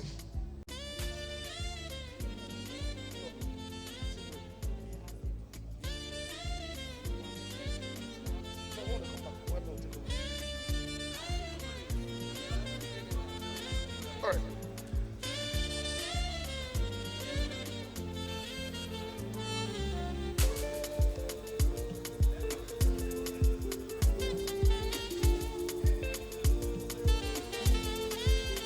Please, as the tea break is going on, we want to introduce or explain to you the people that are going to sit on the panel discussion this afternoon. You know, when the student asks the question as regards job opportunities for women that read agric engineering, we want to introduce WABEN to you. WABEN is Women in Agricultural and Biological Engineering in Nigeria. They are going to have a 30-minute panel discussion this afternoon as regards WABEN. So we urge you, especially the women that are here, to please sit behind. As you take your tea, we want to take off immediately. So on this note, I want to call the Secretary of WABEN, who is going to coordinate this afternoon panel discussion, to get ready as the tea break is going on. I'm talking of none other than Engineer Dr. Christiana Adamade. She's the Secretary of WABEN. Our President traveled, and we know what to do. So please, let's do the tea break for some minutes and then sit back and listen to what Women in Agric and Biological Engineering has for us this afternoon in this conference.